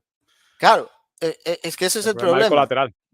El problema es el colateral, lo está diciendo, insistiendo constantemente el BIS y el G30. El problema es que tú tengas colateral suficiente de calidad. Aquí el oro puede llegar un momento que se acepte como colateral en estas operaciones. Podría ser. Yo sé que en el repo, porque lo he visto en datos de la Fed de Nueva York, se utiliza acciones, se puede utilizar pues todo tipo. El oro también se puede utilizar, incluso se ha llegado a utilizar cabezas de ganado. Y esto es un tema bastante importante y no sé tú, Fran, ya ha comentado algo, no sé cómo tú lo ves, Dani, que yo creo que otra vez nos está enfocando el riesgo realmente y si se produce por Dios no quiera, que el dólar índice se vaya a 120 puede provocar bastantes problemas en la economía. Sí, eso es lo que comentamos, ¿no? Y también lo has dicho. La carga, el peso que tiene ahora mismo la banca en la sombra en todos los mercados mundiales es extremadamente elevado. y ya digo, el oro es solo un pequeño gota en el océano, no en ese over the counter que ha multiplicado por 10 esa influencia, pero en el resto de los mercados, pues básicamente se está comportando de manera similar. Eso significa que menos regulación, porque lógicamente se hacen contratos totalmente hechos a medida, como los trajes, y ahí ya está el tema de cómo me creo digamos, las garantías de pago de la contraparte. Y ahí, lógicamente, funciona si las garantías de pago de las contrapartes lo están haciendo con pues bueno, derivados, con apalancamientos raros, con deuda de otros lados o comercializando con deuda de baja calidad o un montón de historias ahí, como haya algo que falle, pues evidentemente se van a venir problemas otra vez porque está todo conexionado. Fijaos hasta qué punto está todo conexionado. Antes os voy a conectar el mercado repo con el mercado over the counter loco Londres. Y dices, ¿cómo es posible? Dice, porque los actores son los mismos.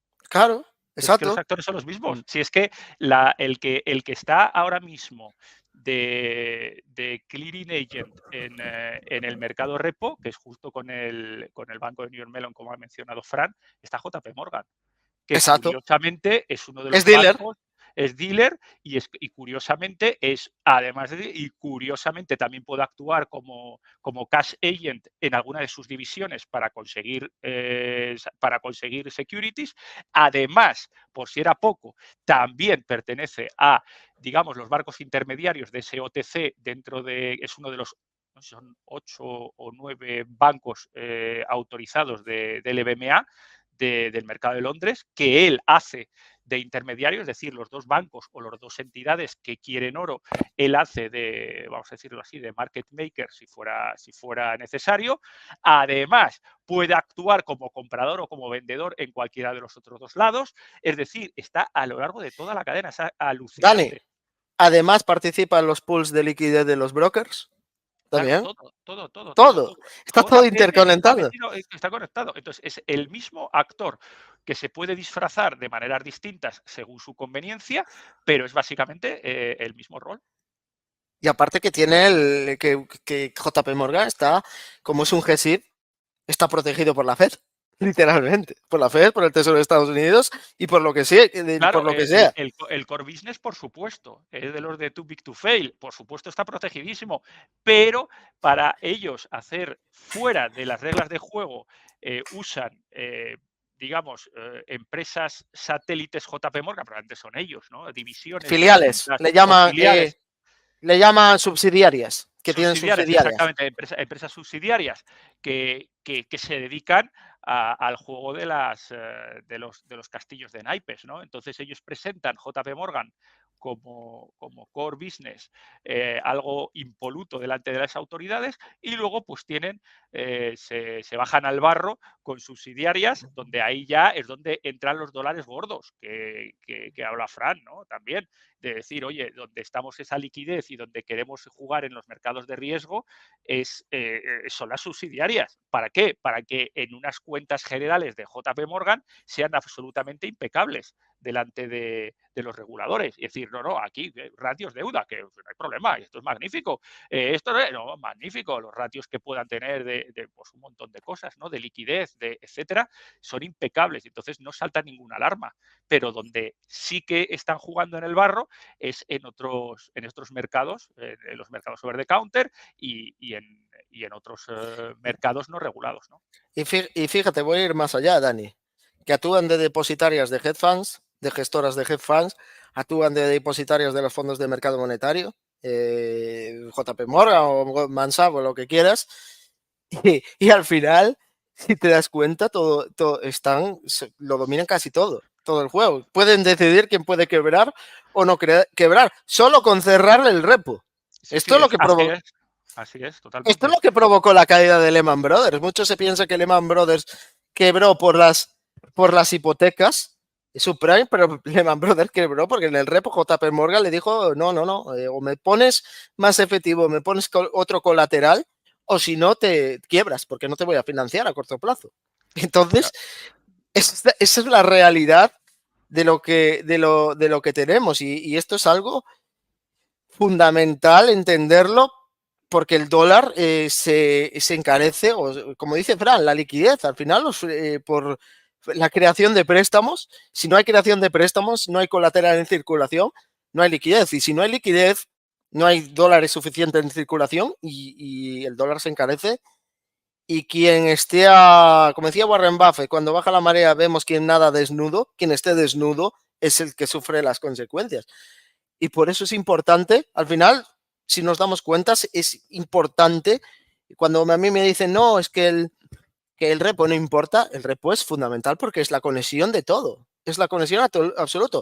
Y si los bancos, los dealers ven que no hay oportunidad de arbitraje en el repo, que el riesgo que tienen que asumir es más grande de lo que pueden arbitrar tasas, sobre todo si van, como decía Fran anteriormente, que obtienen, porque los tripartitos son repos para obtener, digamos, efectivo para después prestar en los diferentes jerarquías de repo, como bien describió Fran. Si ven que no hay ese arbitraje de tasas, por eso a mí me hizo gracia, ¿no? Es que la Fed se alarma por el BTFP que se usaba para arbitrar tasas, es que si no, los bancos no pueden funcionar, si no pueden arbitrar tasas, con lo cual no van a prestar, ni van a crear, ni van a ampliar su capacidad de balance, que es la capacidad de balance, si tienen capacidad para crear nuevos préstamos. Por eso, fijaos que quiere eliminar del requerimiento de los SLR, el apalancamiento, el ratio de apalancamiento, que no me salía, el ratio de apalancamiento suplementario, que te obliga a provisionar más colateral o HQLA según riesgo que haya en el sistema. Por eso es importante entender esto. Lo quieren eliminar por esta razón, para que se puedan liberar, pues que puedan tener mucha más capacidad de balance para poder prestar. Porque eso es importante y es importante entender que el riesgo crediticio, como tú bien describiste, Dani, riesgo crediticio o riesgo de contraparte depende de la volatilidad de los activos que tú tengas. Si tienes activos, como bien dijiste, si tienes deuda que no es de Estados Unidos, yo que sé, de Singapur, no, porque podríamos decir que es una deuda un poco más estable, pero una deuda de Kenia, si tienes activos pocos líquidos, pues vas a tener mucho riesgo de contraparte o riesgo crediticio, porque son activos muy volátiles, no se pueden valorar bien a mercado, que esto es lo que le pasó a los fondos de mercado monetario del BNP Paribas. Había tanta volatilidad que no se podían a mercado valorar bien los precios de esos activos, pues tienes un problema. Y eso, si el dólar sube, va a generar ese efecto de bola de nieve que va a provocar que la situación de desapalancamiento de la economía sea fuerte, porque todo el mundo va a estar endeudado en dólares y no va a tener accesos porque van a tener los mercados cerrados. Y esto es fundamental entenderlo, el concepto de por qué el repo conecta todo, y aparte dentro del euro dólar también se hacen repos, y esto es clave para entender cómo funciona el riesgo de crédito o riesgo de contraparte, y que todo está conectado por los mismos. Al final, los dealers son los mismos agentes o los mismos sospechosos, que incluso hace poco JP Morgan también fue sancionada por temas de cumplimiento, y esta gente puede hacer lo que quiera. Total, al final le ponen una multa irrisoria, pero el daño de cargarse cualquier entidad lo tienen en su mano. El otro día vi un documental de Inside Job, no sé si lo habréis visto. Sí. Y habla... Sí. Y ahí se ve cómo se orquestan todos para crear una burbuja, apostar contra ella, y salen todos beneficiados. Incluso los directivos de Lehman Brothers, millonarios. A ellos no les afectó, el banco quebró, pero claro, ellos se fueron con sus millones. Y se ve como desde que hacen las burbujas con los CDO, desde la aseguradora que emite los CDS, y la agencia de calificación, como le daban la AAA también, el mismo gobierno también metido en medio. O sea que... Claro, fíjate es lo que da que pensar.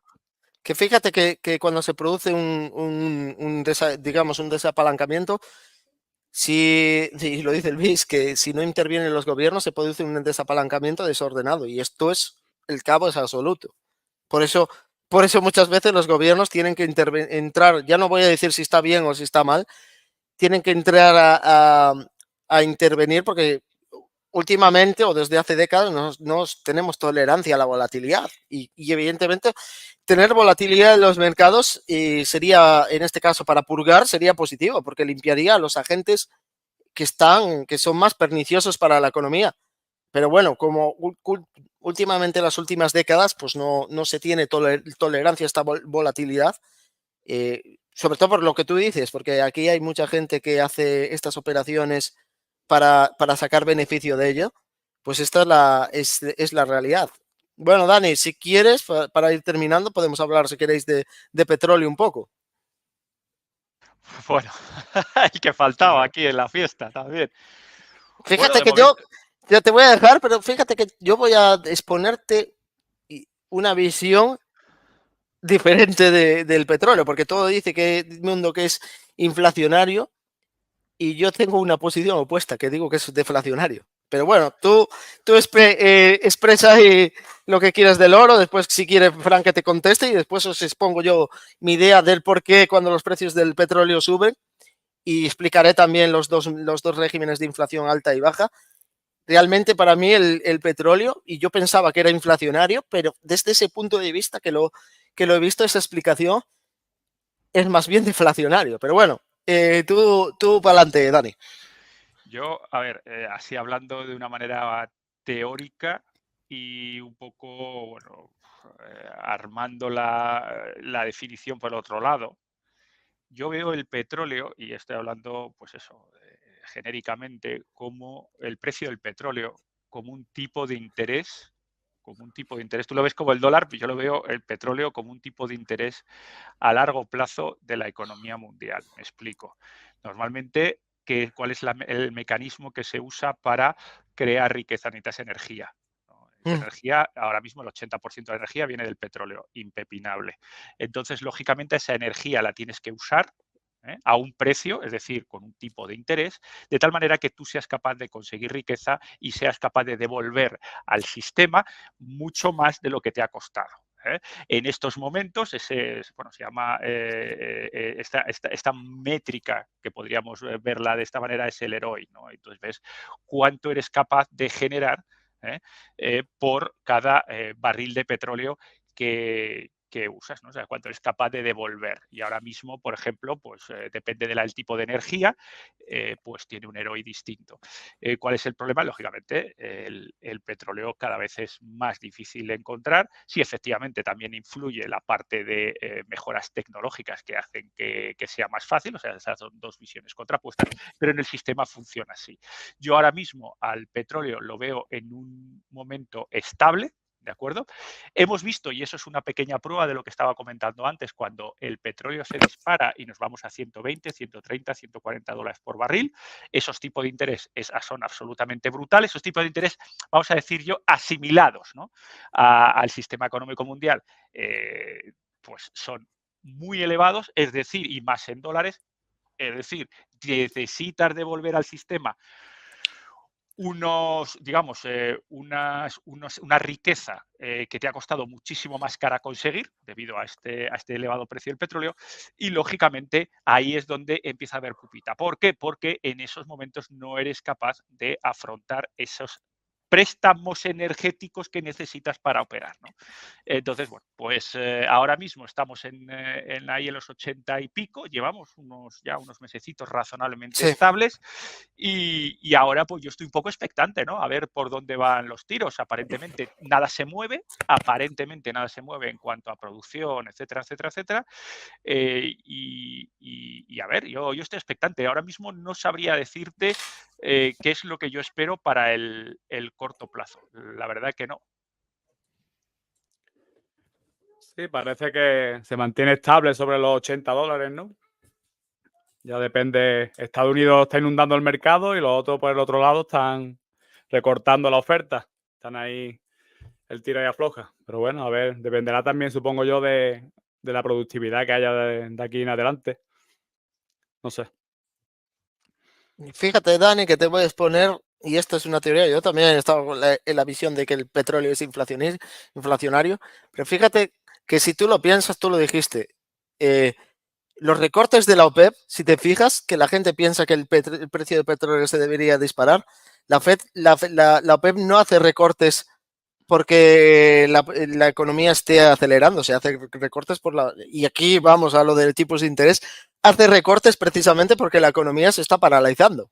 O tenemos una situación en el comercio mundial que no se consume tanto petróleo porque las economías, muchas de ellas, sobre todo en Europa, están bastante en recesión y con la OPEP recorta no porque la economía esté bien, con lo cual, sino que recorta porque la economía está mal, literalmente, y esto lo sabe la propia OPEP. Y fíjate, tú lo dijiste, la energía es la base de todo y aparte eso digamos que es inelástico. El petróleo es inelástico. Realmente, los ajustes de los precios del petróleo, desde mi punto de vista, no dependen de la oferta, dependen de la demanda. Entonces, por mucho que recorte la OPEP, si no hay demanda o la demanda cae, precisamente por recortar, posiblemente los precios estuvieran mucho más abajo, te indica que lo que ajusta los precios más bien o lo que tiene más impacto a la hora de ajustarse los precios del petróleo es la demanda. Si la demanda cae, indica que la economía pues está frenando.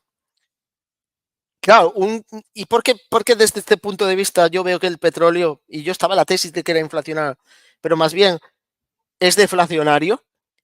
Porque a medida que suben los precios del petróleo, energéticamente dependemos, ¿no? Para poder, sobre todo para poder producir, comer, etcétera.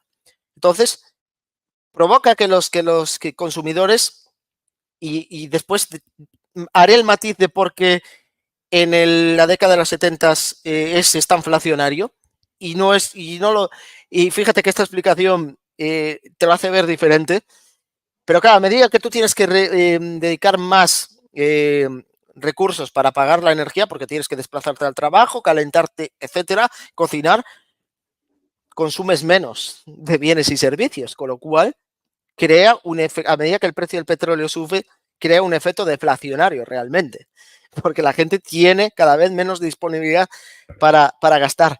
Claro, y la gente me dirá, pero es que la década de los 70, claro, pero es que la década de los 70 los bancos comerciales estaban creando más dinero y teníamos un entorno de inflación, digamos, de régimen de inflación alta.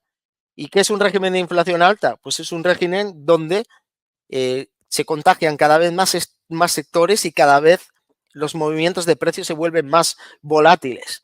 Se generaliza más la inflación. Con lo cual, si el precio del petróleo sube, eso parece que está provocando un efecto de aceleración de la inflación, pero claro, es porque tenemos efectos monetarios detrás. Ahora mismo no tenemos un efecto inflacionario monetario, de inflación monetaria, tenemos más bien el efecto contrario, lo estamos viendo en China, lo estamos viendo en Europa, incluso si queremos usar los agregados monetarios como en Estados Unidos estaban desplomándose. Y esto, claro, si el precio del petróleo sube, la gente cada vez tiene menos para poder gastar. Y ya estamos viendo también que el tema de los ingresos están viniendo abajo en Estados Unidos. Estamos viendo cada vez un deterioro mayor en el mercado laboral.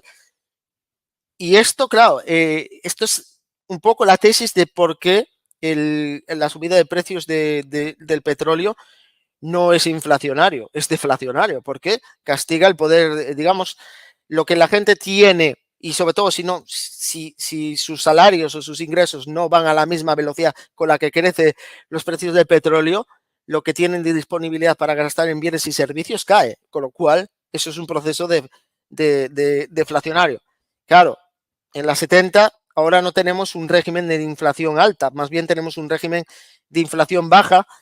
Y se puede ver porque no tenemos datos ni siquiera el BIS, ni la FED, ni ningún, tienen los datos precisos para saber exactamente cómo está la inflación. Lo que vemos podemos verlo cuando la inflación subyacente se ajusta a la general y si están bajando las dos. Ahí tenemos un régimen de inflación, de inflacionario bajo. Si se produce el efecto inverso, que la inflación general sube y la subyacente va detrás, tenemos un régimen de inflación alta.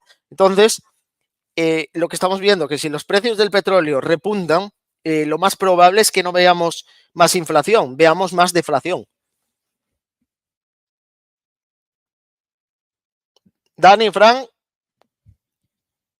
estáis silenciados los dos. Sí, que en los 70, como tú dices, la inflación venía por parte de los bancos, que había mucha expansión de crédito. Ahora mismo el tema es parecido a los años 40, que es dominancia fiscal. Exacto. Entonces sí, la situación es diferente. Productividad Totalmente. ahora mismo no hay productividad fuerte. Totalmente de acuerdo. Sí, Claro, no, es que poco que añadir ahí. es que siempre, porque yo, fíjate que esta teoría, voy a decir a qué se la vi decir, fue a Jeff Snyder, y me paré a verla y dije, pues tiene razón, porque al final, para que haya inflación o volatilidad de precios, tiene que los consumidores tienen que tener más disponibles y la energía se les empieza a subir de precio con los costos, perdón, los ingresos no subiendo al mismo ritmo, eso es deflacionario. Ahora, si tú estás en un régimen que los ciudadanos disponen sus ingresos, crecen incluso más rápido de lo que crece el precio del petróleo, eso es un régimen de inflación alta, y vemos como incluso el IPC general lidera al subyacente. Y esto creo que es cuando, no sé si estáis de acuerdo, estamos yendo cada vez a un sistema, la economía se está volviendo, si empezó desde 2008 se hizo más compleja, cada vez estamos más en unos sistemas complejos, y los sistemas complejos, querer simplificarlos, no, si los precios del petróleo suben, esos son inflacionarios, creo que lleva errores de análisis, y no sé cómo lo veis vosotros para terminar, pero yo veo más riesgo de deflación que inflación ahora mismo en el sistema, por todas estas cosas que hemos comentado, incluso porque la gente se está yendo a oro, porque quiere más necesidad de valores del tesoro para protegerlo, y esto no es un régimen como el del 70, y como decía Fran, más es un régimen de los años 40 que un régimen de los 70 de esta inflación, y evidentemente yo creo que ese es el riesgo más elevado ahora mismo. Puede que me equivoque, a ver, yo aquí no tengo una bola de cristal, pero yo creo que si os fijáis en el último informe que hizo el BLS del IPC de Estados Unidos, no estamos viendo una inflación, digamos, de precios, porque sabéis bien que yo diferencio la inflación monetaria de la de precios. La inflación de precios o volatilidad de precios, como digo yo, no es, el propio informe no habla de que sea generalizada, sino que te está hablando de digamos, dos contribuyentes al IPC, que son la vivienda, y precisamente ahí por temas de burbuja, porque precisamente incluso en Estados Unidos hay un déficit de construcción de viviendas desde 2008, y los precios de la gasolina que en los últimos meses han subido, que han hecho que el IPC, los IPCs hayan reputado algo, pero en cuanto desaparezca o se disipe el tema de la gasolina, incluso el tema del petróleo subiendo también ha afectado al IPP de Estados Unidos. Cuando ese efecto deflacionario, lo más probable es que veamos el IPC volver a reiniciar caída. Bueno, caída o reducción o ralentización en la subida del IPC. También os digo que los 40 fueron bastante peores que los 70, ¿eh? O sea, Sí. me refiero para el común de los mortales, ¿eh? Hablo para Exacto, la gente de la calle, ¿eh? O sea, que no sé si estamos dando buenas noticias a la gente, ¿eh? Exacto, ojito con este tema. Sí, la verdad que estamos en una situación parecida, porque en 1940 la inflación llegó al 120 sobre el PIB, que es más o menos lo que estamos ahora. La deuda, dices, ¿no? La deuda PIB, sí, llegó al 120 en el 40. También porque Y venía de la guerra, o tenían que sí, financiar la Segunda Guerra claro, Mundial. sí. Y lo que tú dices, los datos de IPP manufactureros están cayendo. Quitando Estados Unidos, que han subido un poco ahora, el resto del mundo está cayendo. No está correlacionado con cómo están las bolsas. Por ejemplo, en Europa, que están el IBEX 35 máximo y sabemos cómo está España. O Alemania, que está datos al mínimo y bolsas máximos también. Entonces, ahí se ve la importancia de la dominancia fiscal. Pero no está correlacionada con la economía real. ¿Tú, Dani? Bueno, pues sí, que es así. Yo creo que la distinción es clara. Una cosa es la macro, otra cosa es la micro. Una cosa es todo lo que estamos hablando de grandes jugadores a nivel mundial pues, liquidez, de movimientos, que luego tienen un impacto absolutamente brutal en la economía de barrio, que es lo que yo llamo. Si cualquiera de las cosas que se estén ocurriendo hace que las tiendas del barrio se estén cerrando porque no son capaces de, ni tengan clientes, ni sean capaces de pagar los impuestos requeridos, etcétera, pues lógicamente el impacto que tiene para la gente media de la calle es absolutamente brutal y demoledor, ¿no? Por muy bien que vaya el tema para las grandes fortunas o las grandes mentes pensantes, un poquito lo que comentaba Fran, ¿no? Cómo es capaz que Lehman Brothers se liquide y que los grandes magnates, los grandes mentes pensantes de Lehman Brothers salgan a hombros. Pues una cosa similar. O sea, yo creo que hay que diferenciarlo bien y ser muy conscientes de las implicaciones que realmente tiene en la vida que tenemos cotidiana, que es realmente lo que nos tiene que importar a nosotros, sinceramente. O sea, esto lo analizamos desde el punto de vista general, pero lo que todo el mundo tiene que pensar y hacer una pequeña reflexión es cómo me afecta a mí estas cosas, ¿no? Y actuar en consecuencia, lógicamente. Y cómo puedes tener, pues bueno, a este nivel de economía individual una protección efectiva frente a alguna locura que se le ocurra hacer a alguno, ¿no? Mira, el ejemplo eso de lo que hablas tú de micro, Dani, fíjate, nos están bombardeando con que la economía de Estados Unidos es resiliente, que está aguantando, y fíjate, una tienda en Estados Unidos que es como un todo a 100, Family Dollar, dice que anuncia cierres masivos. ¿Por qué? Porque dicen que los propios consumidores ya no tienen capacidad para poder consumir al mismo ritmo que estaban consumiendo. Y cuando vemos los datos de empleo, incluso en Estados Unidos, pues cuando profundizas, que eso es lo que hay que hacer, profundizar, no quedarte con el dato, que vemos general, lo que se ve es que realmente se está empezando a deteriorar todo. Por eso lo que tú dices es importante. Y fíjate que, y ya para terminar, y ya os cedo para terminar vosotros, el problema de todo esto es que si la Fed sigue viendo que hay problemas, ahora pongamos que realmente al final tenemos una reaceleración de los precios, entonces la Fed se va a ver obligada a seguir manteniendo los tipos más altos por más tiempo.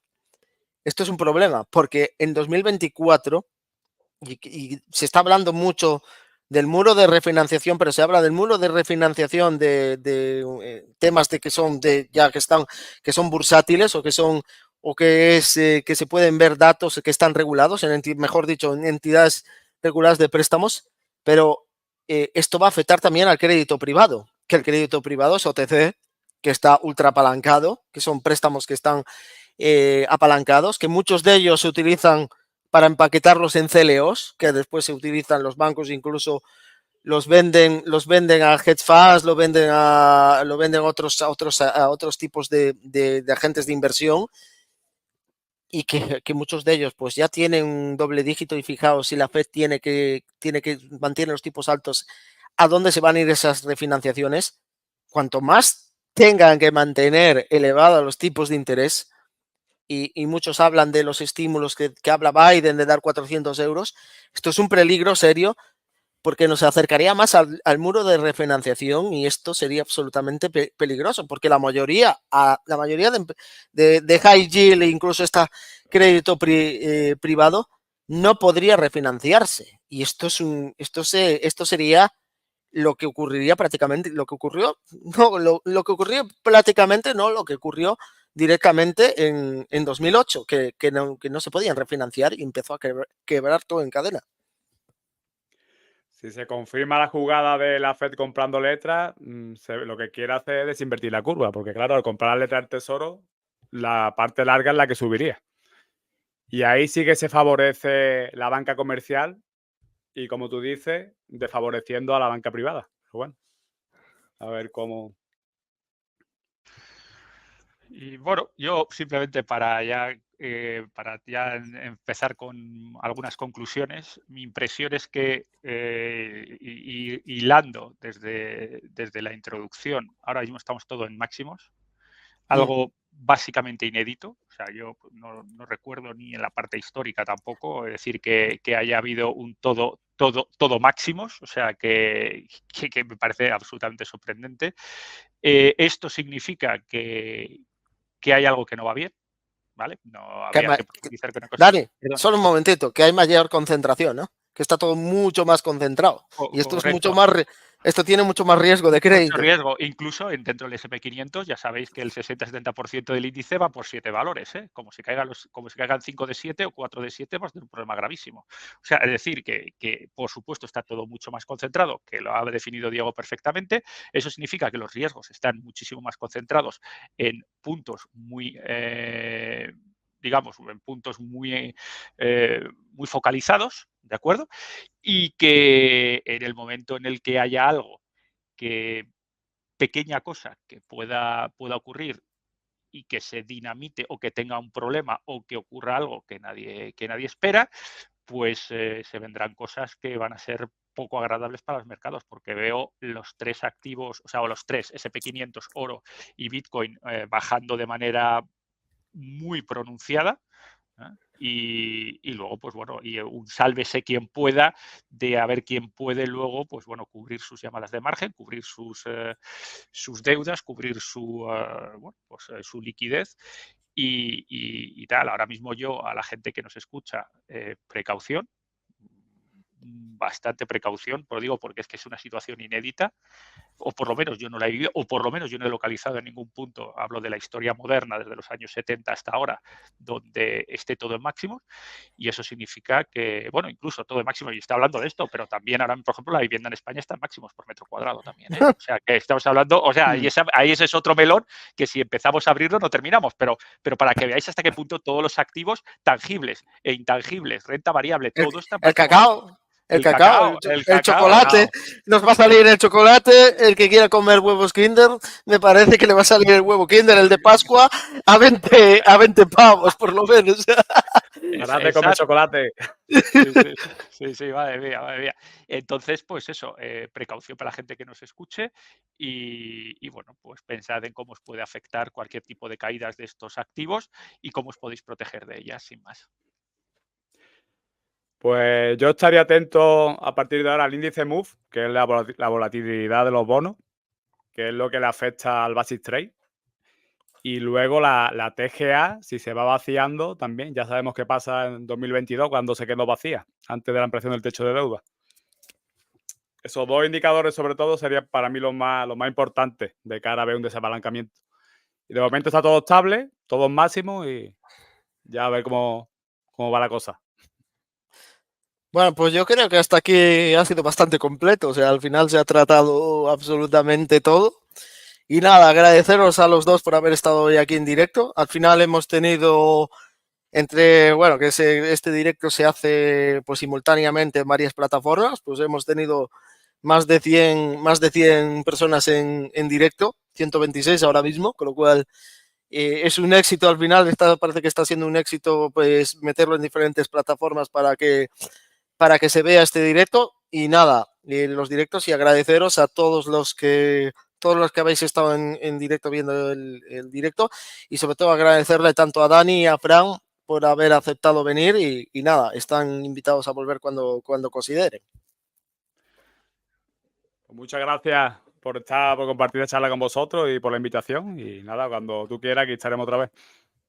Nada, muy divertido, como siempre, Diego, muchísimas gracias por la invitación. Sabes que siempre me dices que, oye, vente, me vengo, ¿sabes? A no ser que tenga una cosa muy rara, me encanta estar contigo, me encanta estar con Fran y con otros invitados que lo he pasado estupendamente. Y bueno, nada, agradecer a esas 120 y pico personas que nos están viendo ahora mismo en directo, que bueno, pues que su atención a lo largo de estas 2 horitas, que ha habido contenidos lógicamente bastante densos y que bueno, pero que la verdad es que es digno de admirar, ¿no? Digo, muchas veces nos hablamos, ¿no? De que no hay cultura financiera en España, que la gente no se preocupa, que todo el mundo está a la viva a la Virgen y que nadie se mete hasta el fondo. Exactamente, que nadie se mete hasta el fondo, nadie bucea en la macroeconomía. Y desde luego ahora de momento ya seguro que tenemos a 126 que han buceado, pero a base de bien hoy. Sí, sí, Muchas gracias. bastante interesante. Y bueno, espero que no me digas como la canción, si tú me dices ven, lo dejo todo. No, no quiero que llegues hasta esos extremos tampoco, ¿eh? No, lo dejo todo. A ver, que yo vuelvo a decir, sigo teniendo el canal abierto de YouTube, que no lo voy a dejar, sigo teniendo Twitter, que no lo voy a dejar, y sigo teniendo Patreon Dragón Oro Plata, que hay para la gente que quiera, bueno, pues maximizar y buscar su eficacia en metales preciosos, pues que tampoco lo voy a dejar. Estamos ahí dándolo todo en estas 3 vías de comunicación y, por supuesto, aceptando siempre que el tiempo bueno, y el trabajo lo permita, cualquier invitación por tu parte, eso seguro. Mira, a ver si me da para, como nota de humor, quiero poner una reflexión de Jesús G. Maestro que habla que nadie prospera desengañando al prójimo. A ver si sale en directo, porque yo creo que refleja bastante bien lo que estamos viendo. O sea, nadie prospera. No sé si se escucha. Prospera, Sí, se escucha. Tratando de desengañar al prójimo, porque el prójimo no quiere que lo desengañen, el prójimo quiere que lo engañen, básicamente. La gente presta atención a los políticos, no a los profesores, aunque con frecuencia la mayor parte de los profesores sean portavoces vocingleros de los políticos, pero eso es una cuestión completamente diferente. Yo creo que es una reflexión y que a mí me hizo gracia este tema para terminar un poquito con un poco de humor, porque si no siempre parece que esto es el apocalipsis. Yo creo que es una reflexión que refleja muy bien todo. Sí, totalmente. Es una reflexión que a pesar que parece que es de coña lo que está diciendo, pero yo creo que es la realidad. Así que nada, para terminar con un poquito de humor, que también yo creo que es bastante interesante también echarle un poquito de humor a estas cosas. Lo fácil es decir to the moon y ya está. Sí. Que 1 millón y to el the SP a moon. 10.000. Sí, y el Bitcoin a 3 millones, es decir, barbaridades así que no están dentro de la absoluta realidad y agradecer al Dani por ese mensaje que has dado de prudencia. Yo creo que es lo que tenemos cuando vamos a temas de inversiones. Haya riesgo o no haya riesgo en el mercado o demos por hecho que el Standard & Poor's va a subir por las propias políticas monetarias, ser prudentes, no concentrar todo en una misma inversión, diversificar, porque yo creo que eso es lo que al final puede no venir un evento de riesgo, aquí no estamos diciendo que no, pero si viene te puede literalmente arrasar, que es lo que pasó en 2008, mucha gente pues lo perdió absolutamente todo y lo que tú haces es de agradecer que des este tipo de mensajes, sobre todo que la gente tenga prudencia, Dan. Pues nada, muchísimas gracias a todos. Yo ya me despido, no quedamos más. Hasta la próxima. Muchas gracias, Venga. Diego, por la invitación. Hasta luego, gracias. Saludos.